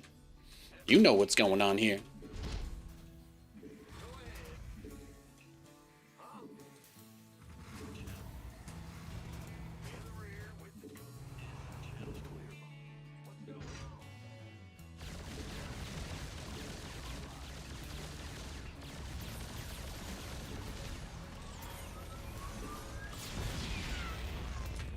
Sure.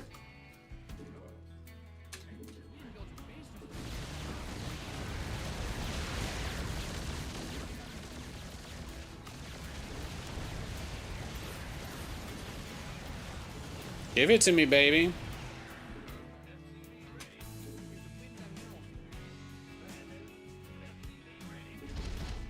Let's do it.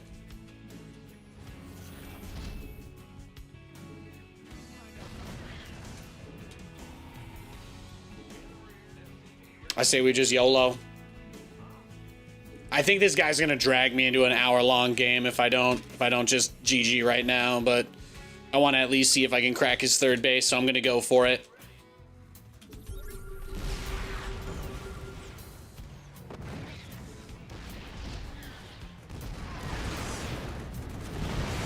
But this is gonna go for a really, really long time if I don't just end it. GG. Well played. I'll do another game though, because that was obviously guy was memeing on me right there, so.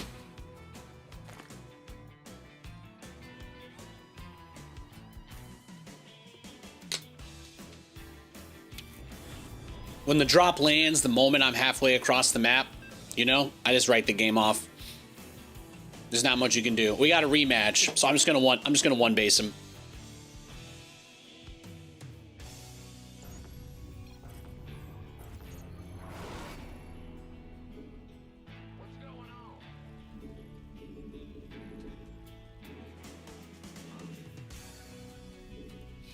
I'm just gonna do one base battle cruiser rush, and we'll see. We'll see if he does the same thing, then he won't have anything, right? He'll just have a few Hellions and a drop, so I can leave a couple Reapers and Hellions to defend my main base. I'm just gonna one base BC rush him and see what happens. Especially since he didn't build Cyclones last game. His build was like he still fast expanded with it, so I think he just did like a Reaper expand straight to BC. But I think we can get the BC out a little bit faster than he did anyway.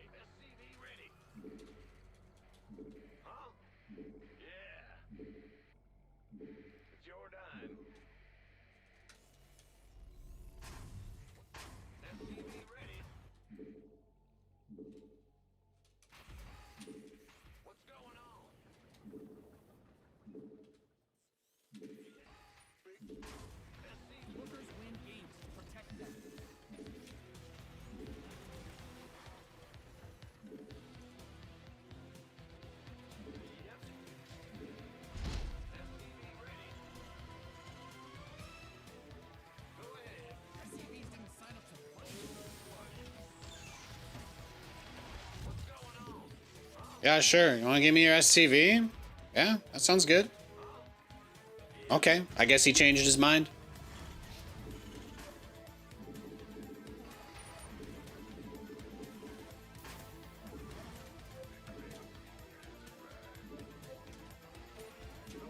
But this way I can leave units at home, because he really, what screwed me last game was just that he backstabbed me, right? Like, the backstab was the worst thing. Just the Hellion drop. As long as I do a build where I can leave something at home so that he can't just like watch me go across the map and then hit me while I'm halfway. That's always the most brutal thing. But he won't have that as an option this game, so I think we're fine.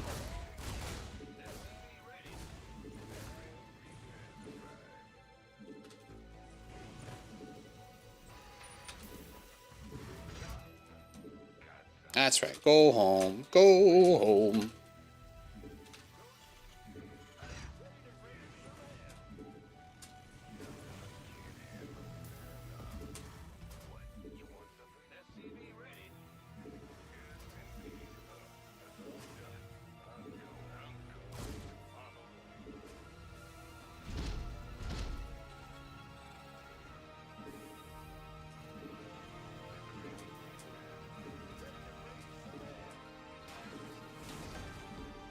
And we just leave these guys at home forever. That's all.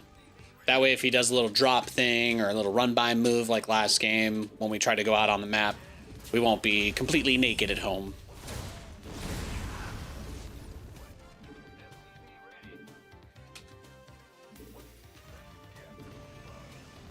But we can assume he's just gonna do a battlecruiser rush on 2 bases, so.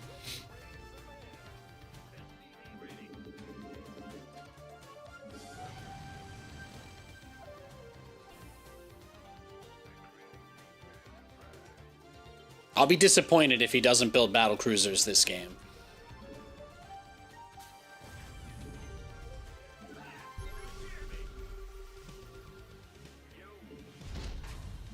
I'll be very disappointed in him.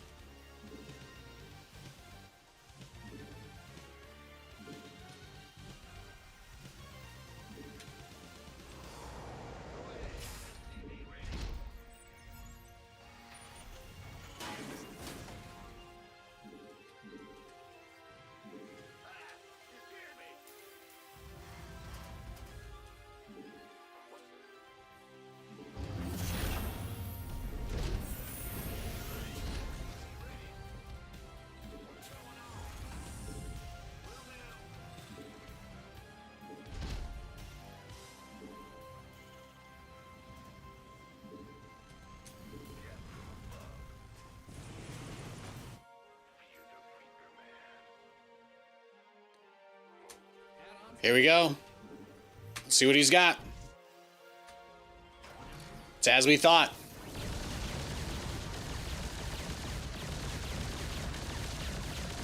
He built them all at the edge of his base. That's funny.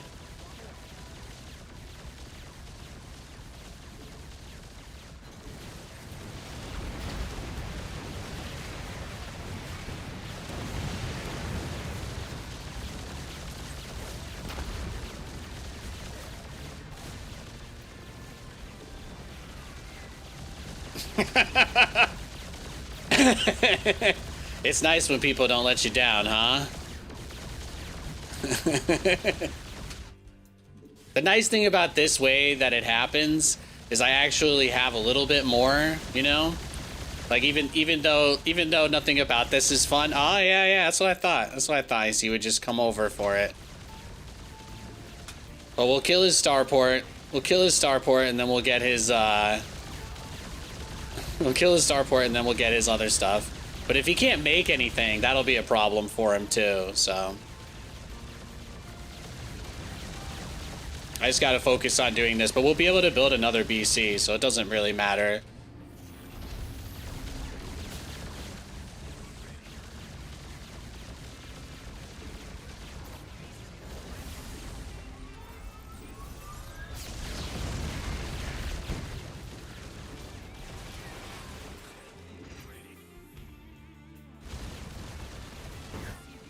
Yeah, he made the wrong call, so.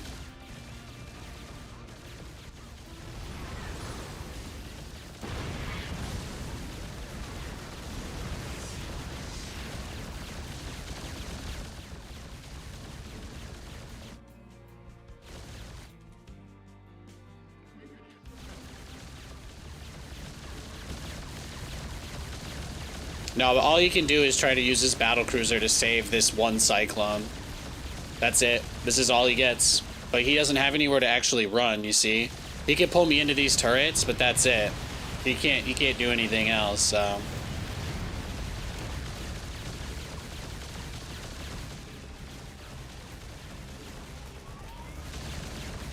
But he's a broke bitch. He's a broke bitch. So I'm just gonna take out all of his production because that's the move here.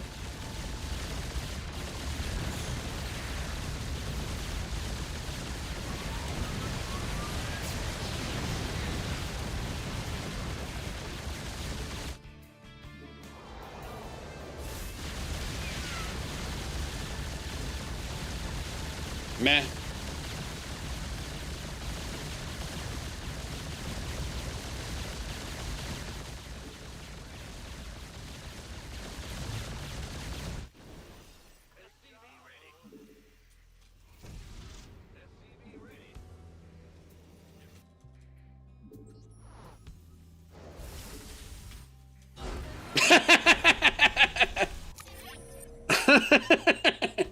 Yeah, oh, when you don't get a cheap shot, it's a lot harder, huh? Wow. That's really funny. That's really funny how that works. Man, it's such a good thing the streamer didn't move his whole army out on the map at the exact time he had a drop waiting for me this game. Incredible. Incredible. Ah, oh, what an ugly base, too. Look at these turrets. It's disgusting. Disgusting. He never even got Yamato. Oh, that feels so good after that last game. That feels so good. That was nice. That was very nice. What is this nutso build? Rax, gas, Reaper, expand, second gas. He does a Reaper expand and then he just goes direct. He just goes straight there.